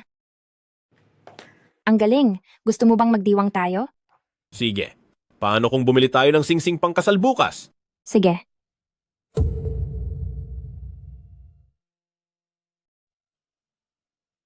Ang pares ng singsing na ito ang pinakabagong disenyo sa aming shop. At isa lang ang ganito. Bagay na bagay po sa kamay nyo. Maganda nga siya. Pero kailangan ko pa ring isaalang-alang ang dignidad ni Gu Jingyi. Ito na lang ang susubukan ko. Iisa lang ang wedding ring, kaya bilhin mo na ang gusto mo. Huwag kang mag-alala, kaya ko itong bayaran. Tama ka. Dapat talaga ay gusto mo ang wedding ring mo. Sige na, ako na lang ang magbabayad. Wala naman sigurong panuntunan na dapat laging ang lalaki ang magbabayad. Kukunin ko na itong suot ko. Ang presyo po ng pares na ito ay $2 milyong. Ako na. Hindi okay lang, ako na. Sheting Wan, napakakaawa mo naman. Pati singsing, kailangan mo pang bilhin para sa sarili mo. Ikaw namang lalaki, talagang umaasa ka lang sa kanya. Bakit? Ang perang binigay niya sa'yo, hindi ba sapat para pambili ng wedding ring? Nag-toothbrush ka ba ngayong umaga? Isara mo ang mabaho mong bibig. Nagpalit ba ng balat ang gilisut? Nagmukhang katulong na? Anong gilisut ang sinasabi mo at hindi ako mukhang katulong? Gawa ito ng sikat na designer, ikaw na prom di ka, may alam ka ba sa fashion? Isang mamahaling gilisut. Ikaw ang mukhang naka-camouflage na outfit, ikaw ang mukhang katulong. Mamahaling designer brand to. Isa kang hamak na prom di. May alam ka ba talaga? Mamahaling camouflage outfit pala. Sheting Wan, tumatawa ka pa. Pagsabihan mo nga, yang kasama mong lalaki na kung ano-ano ang sinasabi. Ayusin mo muna. Yang utak mo, mukhang umaapaw na sa tubig. Bakit ang yabang mo, Sheting Wan? Ang balitang nag-aalaga ka ng lalaking umaasa lang sa pera mo ay kalat na sa buong circle natin. Sa tingin ko, dapat ginagawa lang ng mga babae ang dapat para sa kanila. Ibigay mo na ang pwesto kay Kuya Mudong. Maghanap ka na lang ng mapapangasawa. Imbis na mag-aksaya ng oras sa kung sino-sino sa labas. Mukhang malubha na ang sakit mo. Ang bill po namin. Binayaran na po ng ginong ito kanina. Sige, tara na. Hindi ka pa ba tapos? Sheting Wan, kamalasan ka talaga. Hindi sapat na wala na ang mga magulang mo dahil sa malas mo. Pati ba kumpanya idadamay mo pa? ako ang iyong ate at nagawa mo akong saktan? Mag-isa lang akong anak ng nanay ko, kaya huwag kang umasta na parang magkamag-anak tayo. At isa pa, subukan mong sabihin ulit ang mga iyon.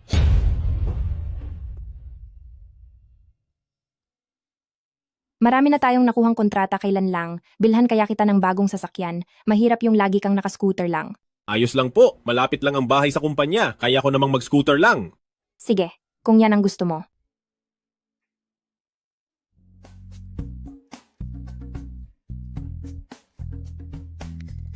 Gu Jingyi? Siya ba talaga yan? Wala pa naman akong nababalitang bangkarote na ang Bingtian. Sandali.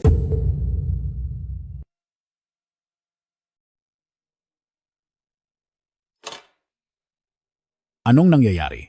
Naka-electric scooter ka pa talaga. Ang President Gu natin, lumabas ba para maranasan ang buhay ng masa? Anong iniisip mo dyan? Marriage certificate? Hi.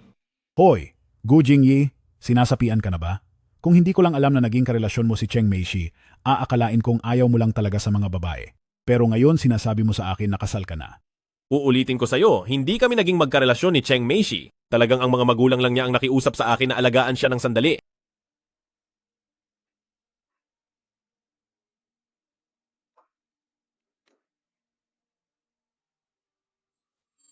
Bakit mo ba kailangang ilihim ng ganyan? Para iwasan na mahanap niya ang dahilan para makipagdiborsyo. Suko na talaga ako sa'yo. Sino ba talaga ang mahiwagang babaeng iyan? Wala ka pang gaanong karanasan sa pag-ibig, huwag kang pauto. Gusto kong magpauto sa kanya. Hindi eh. Wala naman akong problema kung makikipag-date ka, pero sa laki ng yaman mo ngayon, masyadong delikado ang pabigla-biglang kasal. Hindi mo ba alam na ang mga babae ngayon ay masyadong mukhang pera? May pinirmahan ba kayong anumang prenuptial agreement o kahit ano? Hindi niya alam kung gaano ako kayaman. Ano? Nagtratrabaho ako ngayon sa kumpanya niya bilang assistant niya at siya ang nagpapasahod sa akin. Kaya lumalabas na ikaw ang lalaking pinapakain niya ngayon.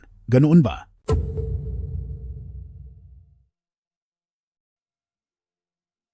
So, palamunin ka na pala ngayon? Importante ako doon. Anong itsura ng hipag ko? Patingin naman. Ayoko. Napakadamot mo naman. Patingin lang eh. Ayoko. Baliw na baliw ka na talaga sa pag-ibig. Wala ka ng pag-asa. Sina Lolo Gu at Lola Gu, alam na ba nilang kasal ka na?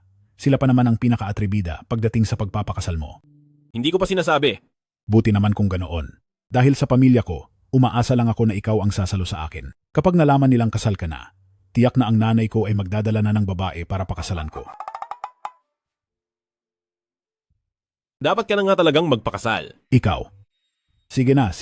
Hindi na ako makikipagtalo sa'yo. Uy, nga pala, narinig mo ba ang balita? Ano iyon? Bumalik na ang iyong Cheng Meishi? At mukhang tapat pa rin ang damdamin niya sa iyo. Ingatan mo ang mga sinasabi mo. May asawa na ako ngayon. Sige. Mali ko na. Pasensya na. Nag-ayos si Cheng Meishi para bukas ng gabi. May inihanda siyang welcome party. Kinausap ka ba niya? Anong pakialam ko dun? Hindi ako pupunta. Bakit ayaw mong pumunta? Pwede mo itong gawing pagkakataon para makipag-usap at linawin ang lahat sa kanya. Siguradong hindi niya alam na kasal ka na. Paano kung bigla na lang siyang sumugod sa iyo, tapos magselos pa si Mrs.? Gusto mo bang maranasan ang gulo? Sige na nga.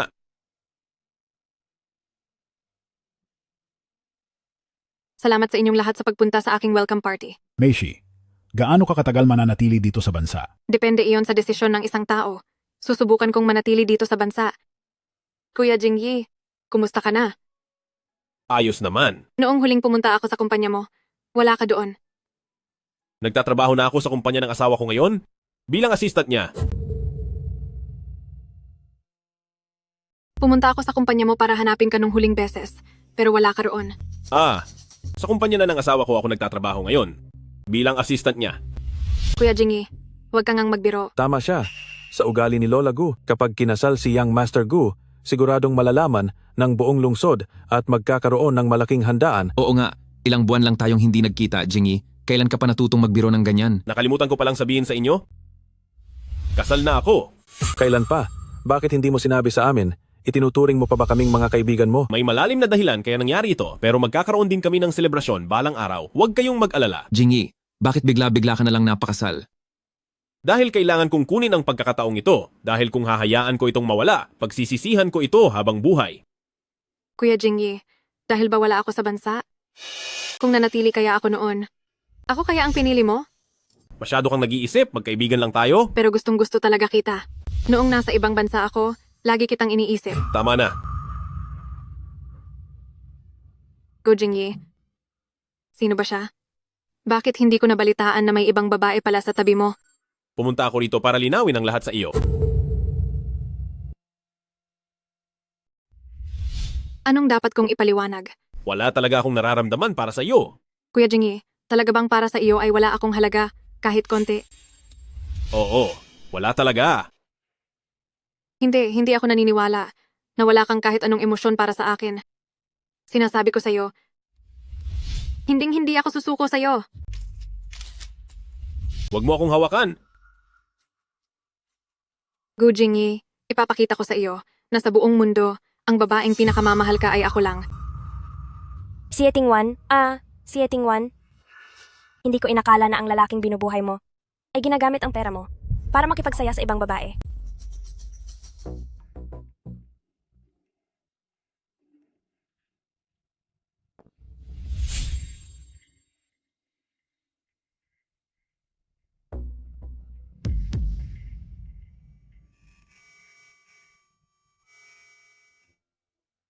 Saan ka pupunta?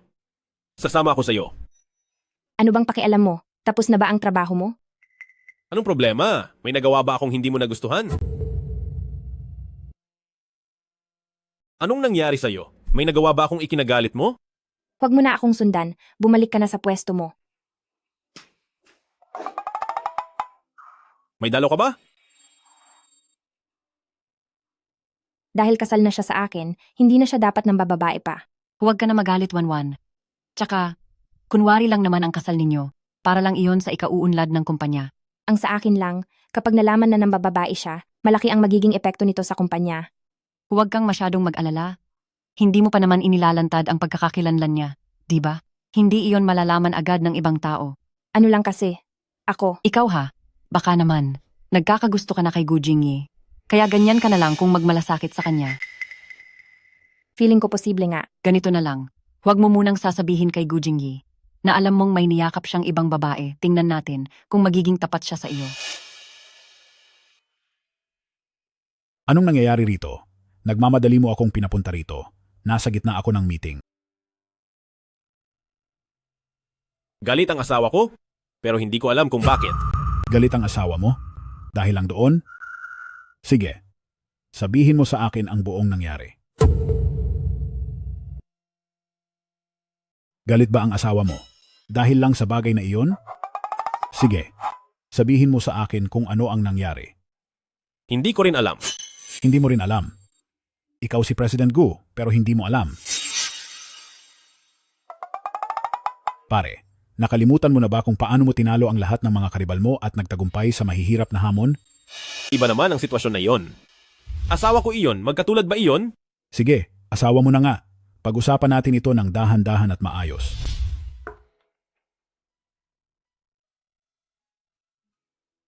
May gusto akong sabihin sa iyo. Ano iyon? Maghintay ka lang sandali. Handa na ba siyang magtapat sa akin?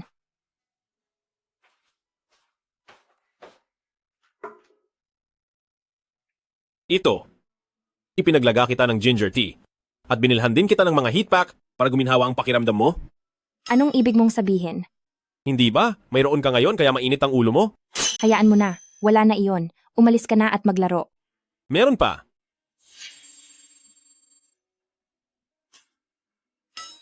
Para saan naman ang mga ito?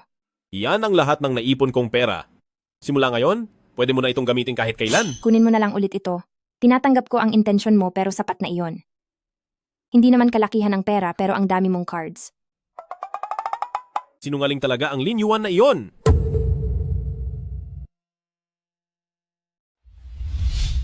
Alam kong galit ka, pero hindi ko alam kung bakit. Pwede mo bang sabihin sa akin? Kung may nagawa man akong mali, gagawan ko agad iyon ng paraan. Hindi ko alam ang dapat kong sabihin, pero nararamdaman ko lang na ang litratong ito ay masakit sa mata. Makinig ka muna sa paliwanag ko. Sige, magpaliwanag ka. Ang pangalan niya ay Cheng Meishi. Kababata ko siya. Marami na akong naitulong sa kanya mula bata pa kami. Pero sumusumpa ako. Tinatrato ko lang siya bilang kaibigan. Eh bakit kayo nagkita? Kakauwi lang niya sa bansa kahapon at sinadya kong pumunta roon para sabihin sa kanya ang balitang kasal na ako. Kasalanan ko kung bakit niya ako nayakap, hindi ako nakaiwas agad, pero nangangako akong hindi na ito mauulit. Pwede mo ba akong patawarin?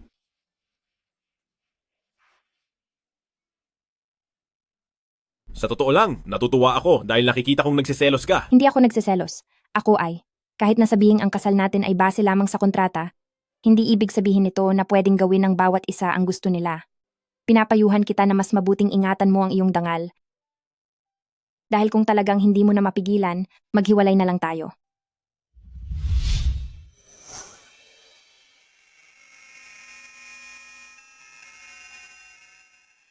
Anong ginagawa mo? Pasensya na. Kapag naririnig ko ang salitang hiwalay, bigla na lang akong nagkakaroon ng reaksyon. Gusto mo bang subukan ulit? Wala kang hiya. Bakit hindi mo subukang muli? Walang hiya ka. Hello, Lola? Jingyi, narinig ko kay Maishi na nagpakasal ka na. Hello? Lola? Hello, hello, hello? Ang signal? Signal? Signal? Ang hina po. Huwag kang magpanggap. Hindi ba't kilala na kita? Malapit na ako sa bahay ng manugang ko. Wala po kaming oras pareho. Paano mangyayari iyon? Gusto mo na namang magsinungaling sa akin. Darating na ako sa loob ng 10 minuto. Pagdating ko doon, ay pagbuksan mo ako. Ang lola ko darating dito sa bahay pagkatapos ng 10 minuto. Darating ang lola mo sa loob ng 10 minuto? Bakit hindi mo sinabi sa akin ng mas maaga? Wala akong anumang naihanda. Kakalaman ko lang din. Bilis, bilis, bilis. Magligpit na tayo. Darating na si Lola. Bakit ganyan ang itsura mo? Parang problemado? Ngumiti ka naman para salubungin siya. Ang dating lola, hindi ko alam kung mabibigla ba siya sa kanya.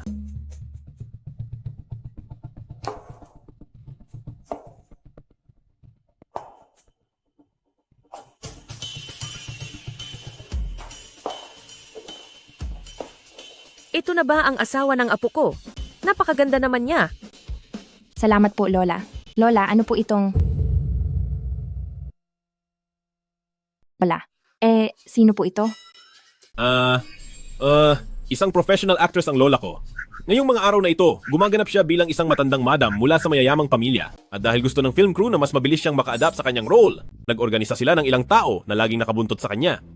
Artista pala si Lola, kaya naman pala napakaklase ng kilos niya. Anong nangyayari? Kailan pa ako naging artista? Lola, makisakay ka po muna sa akin. Hindi niya pa alam ang tunay kong pagkakakilanlan. Naglalaro ka pa rin ng kunwariang mahirap? Hindi po, ano bang iniisip niyo? Hindi ganoon. Sinasabi ko sa'yo, ang mag-asawa ay hindi dapat nagsisinungaling sa isa't isa. Kailan mo babalak sabihin sa kanya ang totoo? Kapag dumating na ang tamang pagkakataon, magsasabi ako ng totoo sa kanya. Sinasabi ko sa iyo, huwag mong hahayaang matakot at lumayo ang apo ko. Huwag po kayong mag-alala. Si Wanwan ka, tama ba? Opo. Mabuti naman. Kailan nyo ba balak magkaanak? Alam mo ba, ako, sadya na pumunta sa isang napakasikat na fortune teller para kumuha ng anting-anting para gabayan kayong mag-asawa, maging maligaya at masagana, maging maayos ang lahat, at magkaroon ng baby. Nasaan ang kwarto nyo? Kailangang mailagay ito sa tamang pwesto. Iyong kwarto. Wag na po, wag na. Mga bata pa po kami, hindi kami naniniwala sa ganyan. Opo, tama po. Ay, hayaan mo na. Ito ay binili ko gamit ang 2 o 3 buwang pensyon ko. Pinaghirapan ko ito, kung ayaw nyo, di huwag na lang. Hala Lola, ilalagay na po namin. Diyan kayo tama. Talagang mabait kang bata. Lola, magpahinga po muna kayo bago magpatuloy. Sige, sige, sige. Paano na ito? Lola, magpahinga muna po kayo bago magpatuloy. Sige, sige. Anong gagawin natin? Basta hindi niya dapat malaman na hiwalay tayo ng kwarto. Kung hindi ay lagot ako. Alam ko.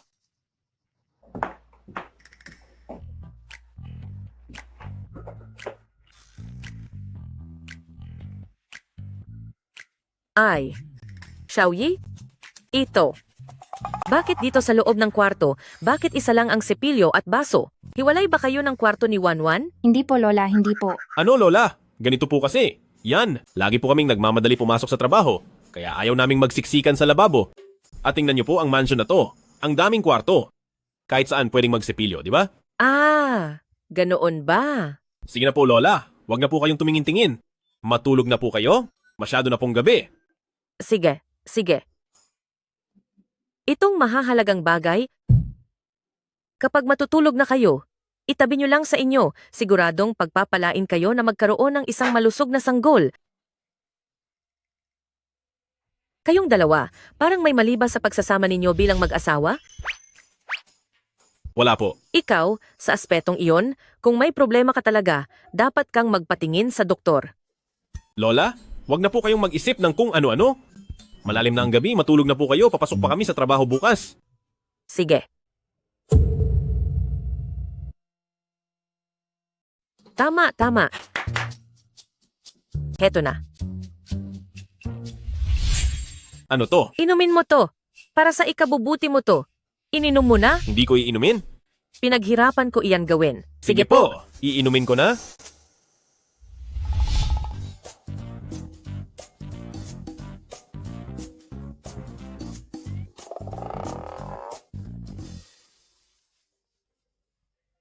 Mabuti naman. Magpahinga na kayo. Magpahinga na kayo. Maging maayos kayo. Huwag po kayong mag-alala. Kapag nakatulog na si Lola, aalis na ako. Huwag na. Manatili ka na lang dito ngayong gabi.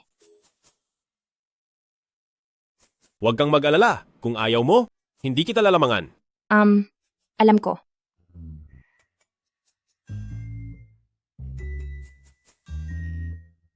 Mainit ka ba? Dahil ba iyan sa sabaw na ginawa ni Lola? Mukhang ganun na nga. Gusto mo bang maligo muna ng malamig na tubig? Ayos lang. Kakayanin ko rin ito. Nakakainggit na may pamilya ka pa.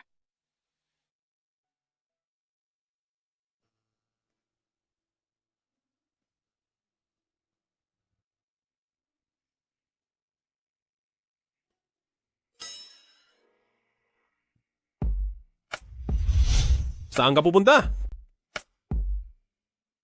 Pasensya na. Medyo magulo kasi akong matulog. Nasalisihan yata kita. Walang anuman iyon. Hindi naman ako tutol dito. Sa susunod. Sige lang.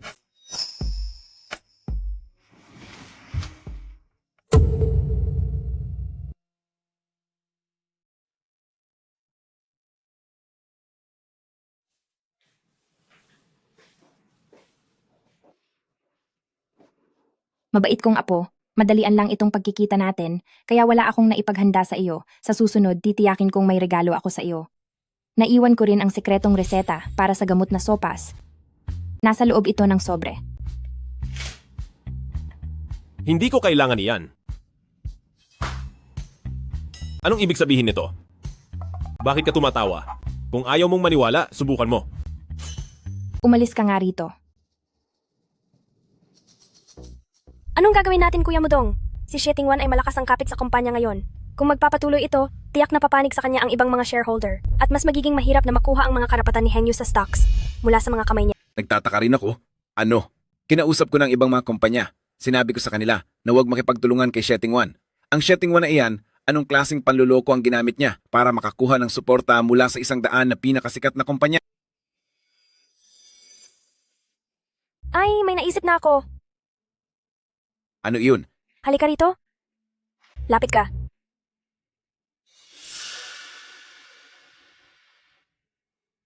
May paraan ka talaga. Ay, Siyempre naman.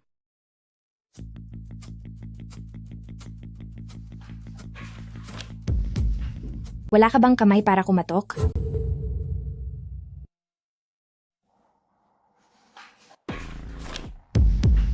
Wala ka bang kamay para kumatok?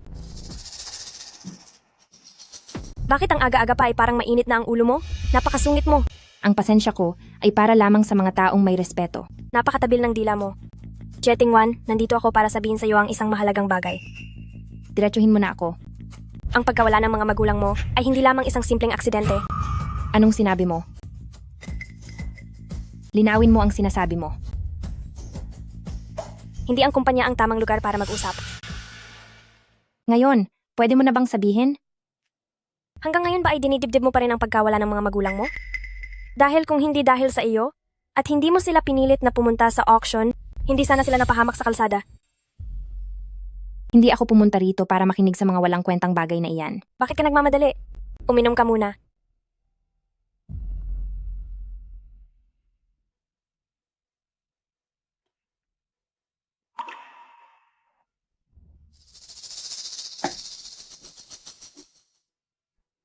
Cheting One, gaano mo pa naaalala ang mga detalye noon? Ako dapat ang nagtatanong niyan sa iyo.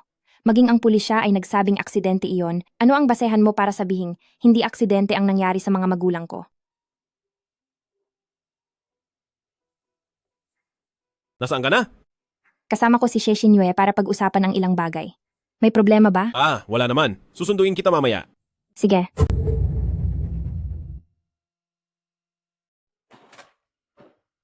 Hoy! Sabi mo nga, kung magtatapat ako ng ganito, mapapatawad kaya niya ako? Hoy, huwag kang mag-alala. Kahit galit na galit pa siya, kapag nakita niyang pinaghandaan mo talaga ang sorpresa para sa kanya, siguradong mapapatawad ka rin niya. Wala akong oras para mag-aksaya dito kasama ka. Kilala mo si Gu Jingye na CEO ng Bingtian, di ba? Nabalitaan mo na rin siguro ang mga usap-usapan tungkol sa kanya na mapagmataas siya, tuso, at hindi nagpapalampas ng anumang atraso. Naghihinala ako na may kinalaman siya rito. Noon, naagawan ng negosyo ng paternal cousin uncle ang President Gu. Yun pa lang ang unang pagkakataon na may hindi nakuha ang President Gu mula noong maupo siya sa pwesto. Ang gusto ko ay ebidensya, hindi lang hinala. Sa araw ng libing ng mga magulang mo, nakita ko mismo na dumating si President Gu, likod lang niya ang nakita ko. Pero may tumawag sa kanya na President Gu. Wala namang kahit anong koneksyon sa pamilya niyo si President Gu, di ba? Bakit naman kaya siya pupunta roon? Ito ay dahil lang sa hilig ng kriminal na bumalik sa pinangyarihan ng krimen. Baka nagkataon lang iyon? Kapag masyadong maraming nagkataon, hindi na iyon aksidente.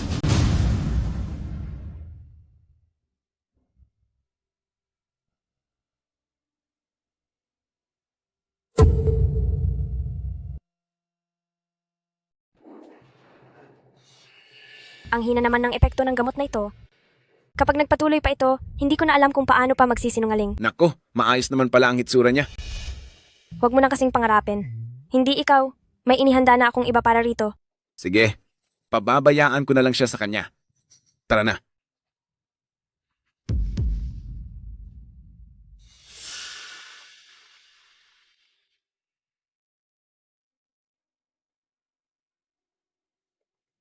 Tara na.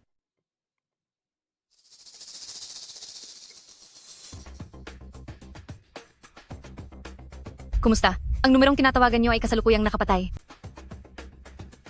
Tulungan mo akong hanapin ang lokasyon ni Cheting One. Sige po, agad na.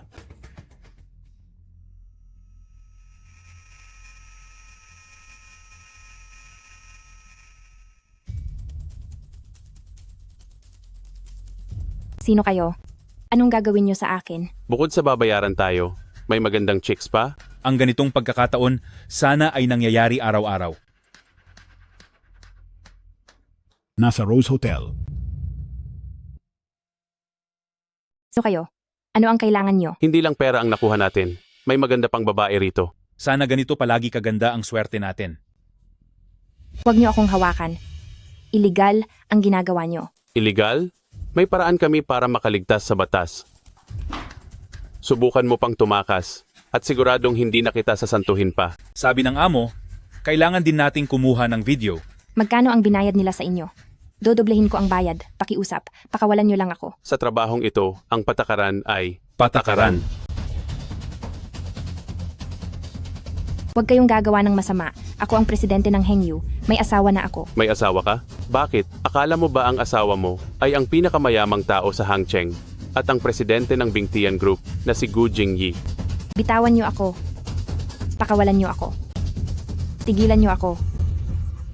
Sino ka? Mahal. Bitiwan niyo ako. Sino ka? Mahal.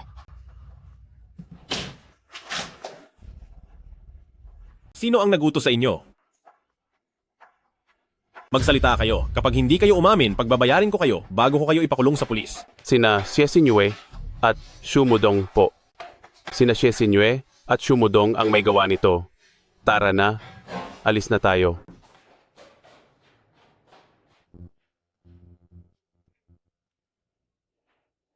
Ayos na ang lahat?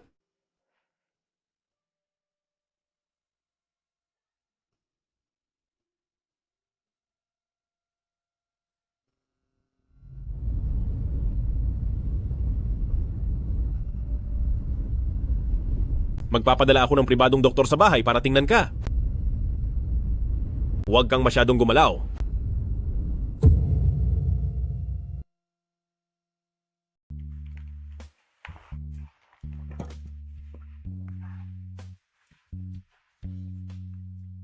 Nahihirapan ako.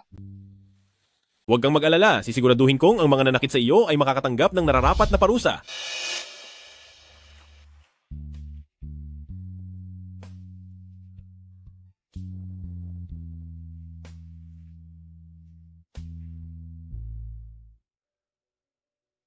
Hoy!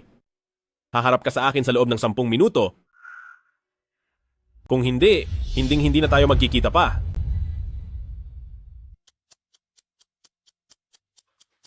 Kamusta na si sister-in-law? Nakapagpahinga na siya. Mabuti naman kung ganoon. Sayang, nawala ang pagkakataong magtapat. Kailan mo balak sabihin sa kanya na ikaw ang tunay na presidente ng Bingtian?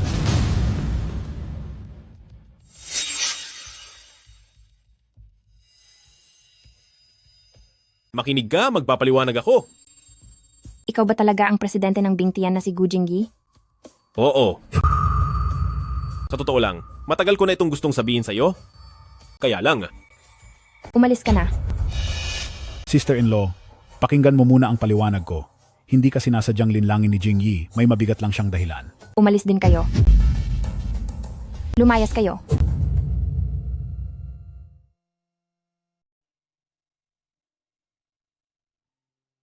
Hoy, bakit hindi ka nagsalita kanina?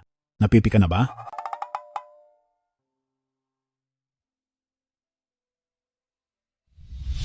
Kilala mo naman ang Bingtian President na si Gu Jingyi, di ba? Noong oras na iyon, inagawan ni Tito ng negosyo si President Gu. At iyon ang unang pagkakataon mula nang maupo si President Gu na may hindi siya nakuha. Noong araw ng libing ng mga magulang mo, mismong mga mata ko ang nakakita na dumating si President Gu.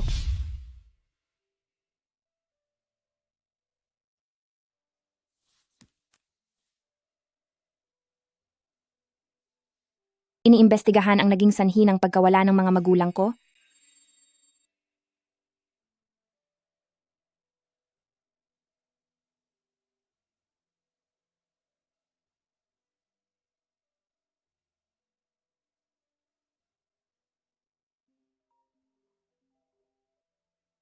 President Xie, wala pong nakitang anumang kakaiba? Mag-imbestiga pa kayo.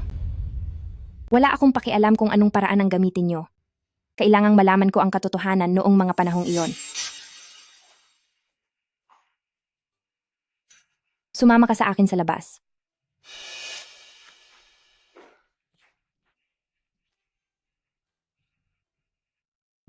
Ipaliwanag mo ng malinaw ang nangyari noong araw na iyon. Sinabi ko na sa'yo, hindi mo ba narinig? Huwag mong isipin na wala akong hawak na mga ebidensya laban sa iyo at kay Xu Mudong tungkol sa inyong ginawang krimen. Bibigyan pa kita ng huling pagkakataon, magsasalita ka ba o hindi? Iniisip mo ba talaga na wala akong hawak na ebidensya laban sa inyo ni Xu Mudong? Bibigyan kita ng isa pang pagkakataon, magsasabi ka ba o hindi? Maayos ang pagkalinis namin doon noong araw na iyon. Kaya huwag kang magpanggap dyan. Bahala ka, subukan mo lang. Sheting Wan, sasabihin ko sa'yo, nadaserve mo yan. Kung hindi dahil sa pagpipilit mo noon na paikutin sina paternal cousin uncle at tiyahin sa subastang iyon, paano sila mawawala ng ganoon? Isa kang malas na tao.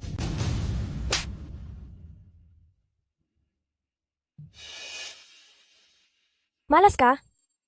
Puntahan mo na ang iyong si Gu Jingyi. Tingnan natin kung paano kanya paparusahan.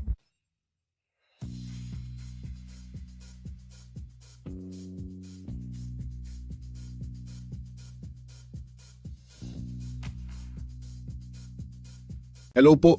Sarado na po kami. Sarado na?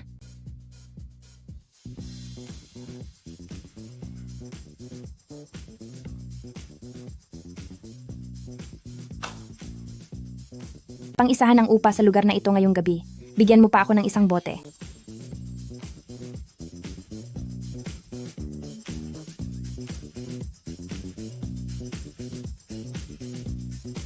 Kampay. Cheers!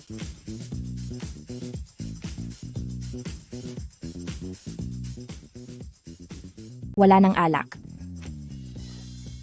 Boss, pakiabot ng bote ng alak. Miss, gising po.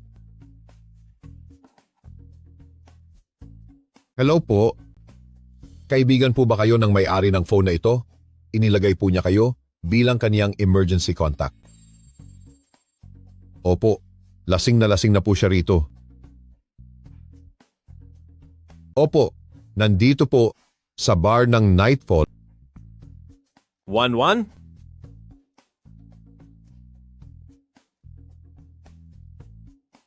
Walang password ang bayad sa'yo.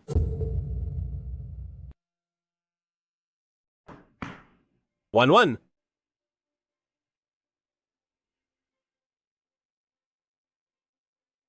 Ito ang kabayaran mo. Walang password yan.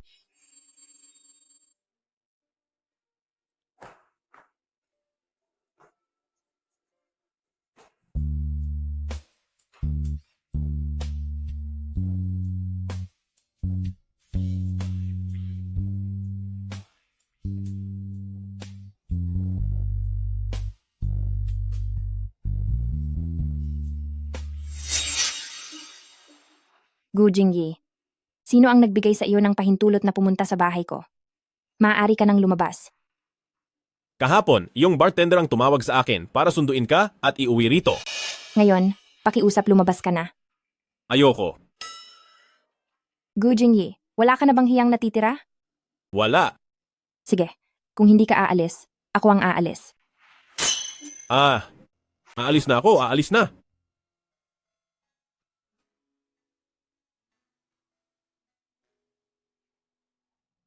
Santain mo si Gu Jingyi.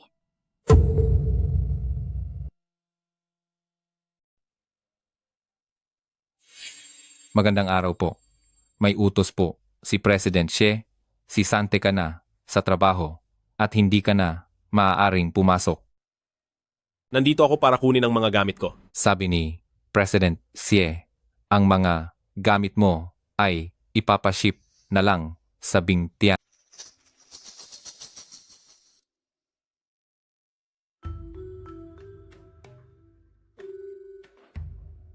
Ikaw si Bebe. Siya, di ba? Ako si Cheng Maishi, ang bago mong partner. Diretsuhin mo na ako. Wala akong oras para makinig sa mga buladas mo. Ang mga pondo sa ilalim ng pangalan niyo ni Chairman Shu ay kasalukuyan ng naka-freeze at ang kapangyarihan niyo sa board ay nawala na rin, hindi ba? Hindi naman tayo ganoon kalapit para lang puntahan mo ako at pagtawanan ng sinapit ko. Siyempre naman. Nandito ako para makipagtulungan sa iyo. Anong ibig mong sabihin? Makikipagtulungan ka sa akin? Mayroon tayong iisang kaaway ngayon at iyon ay si Xie Tingwan. Kapag naghiwalay na sina Xie Tingwan at Gu Jingyi, magkakaroon na tayo ng pagkakataon. Gusto ko si Gu Jingyi at gusto mo naman si Hengyu.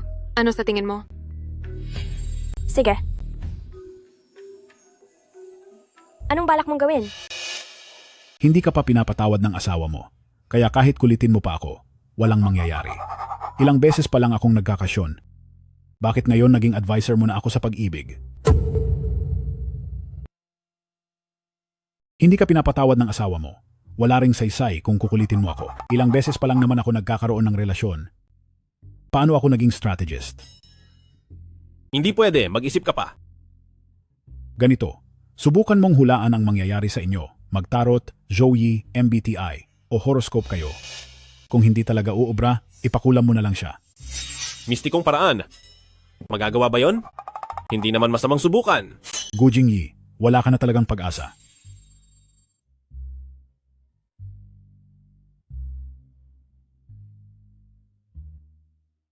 Xie Tingwan, nakapag-isip na ako. Sasabihin ko na sa iyo ang buong katotohanan noon. Pakawalan mo lang kami ni Kuya Mudong. Maaari ba? Sinabi ko na sa iyo noong huli. Binigay ko na ang huling pagkakataon, pero hindi mo pinahalagahan. Ikaw? Alang-alang na lang na magpinsan tayo? Bigyan mo pa ako ng isa pang pagkakataon? Nagmamakaawa ako sa iyo. Gagawin ko ang kahit anong gusto mo. Sa tingin mo ba ay maniniwala pa ako sa iyo? Ang hindi kita pagpapakulong ay sapat na kabaitan para sa iyo. Sige, ikaw ang pumili ng lugar natin, okay ba? Sige. Mandaraya. Palagi kang magiging swerte.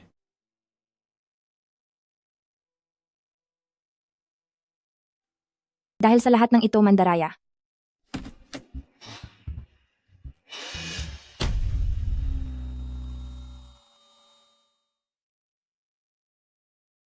Tatay, nanay. Miss na miss ko na po kayo.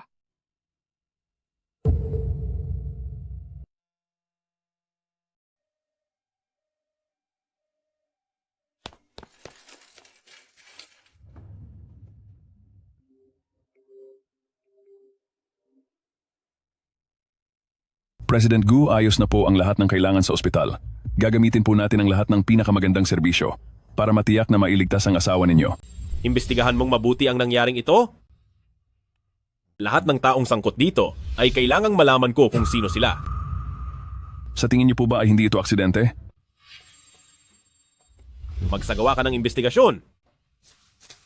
President Gu, malubha po ang lagay ng pasyente at kailangan niya ng RH negative na dugo. Kulang po ang supply ng ating ospital at baka hindi na umabot kung kukuha pa sa iba. Ako, meron ako. Kumuha kayo sa akin. Halina kayo.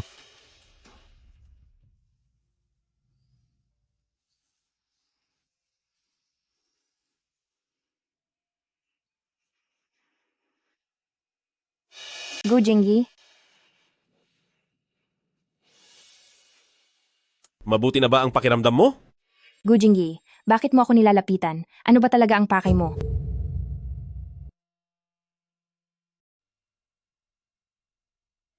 Maayos na ba ang pakiramdam mo?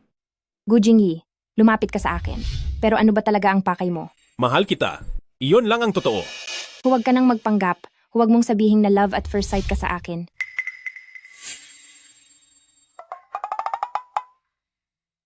Kung gusto mo ang hengyu, kunin mo iyon ng tapat.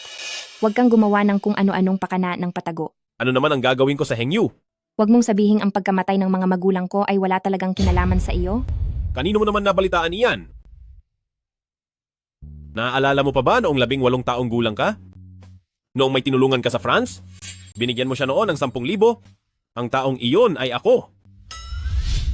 Matagal mo na pala akong kilala? Pagkabalik ko ng bansa para manahin ang kumpanya, sa isang handaan, nakilala ko ang iyong tito at tita. Doon ko nalaman na ikaw pala ang heredera ng hengyu. Eh ang kontratang inagaw ng tatay ko noon? Hindi nang agaw ng kontrata ang tito. Ang kontratang iyon ay bahagi ng pasasalamat ko sa iyo, kaso may mga aksidenteng nangyari pagkatapos niyon. Wala na, ang tito at tita, at dumalo rin ako sa libing nila. Dahil ayaw ko lang gumawa ng gulo, nag-alay lang ako ng insenso at umalis din agad. Pasensya na. Napagkamalan kita. Wan-wan? Pasensya na at nahuli ako ng dating. Pero sinisiguro ko sa iyo, ang pagmamahal ko sa iyo ay walang halong kahit anong intensyon. Handa ka bang sumama sa akin habang buhay? Oo, handa ako.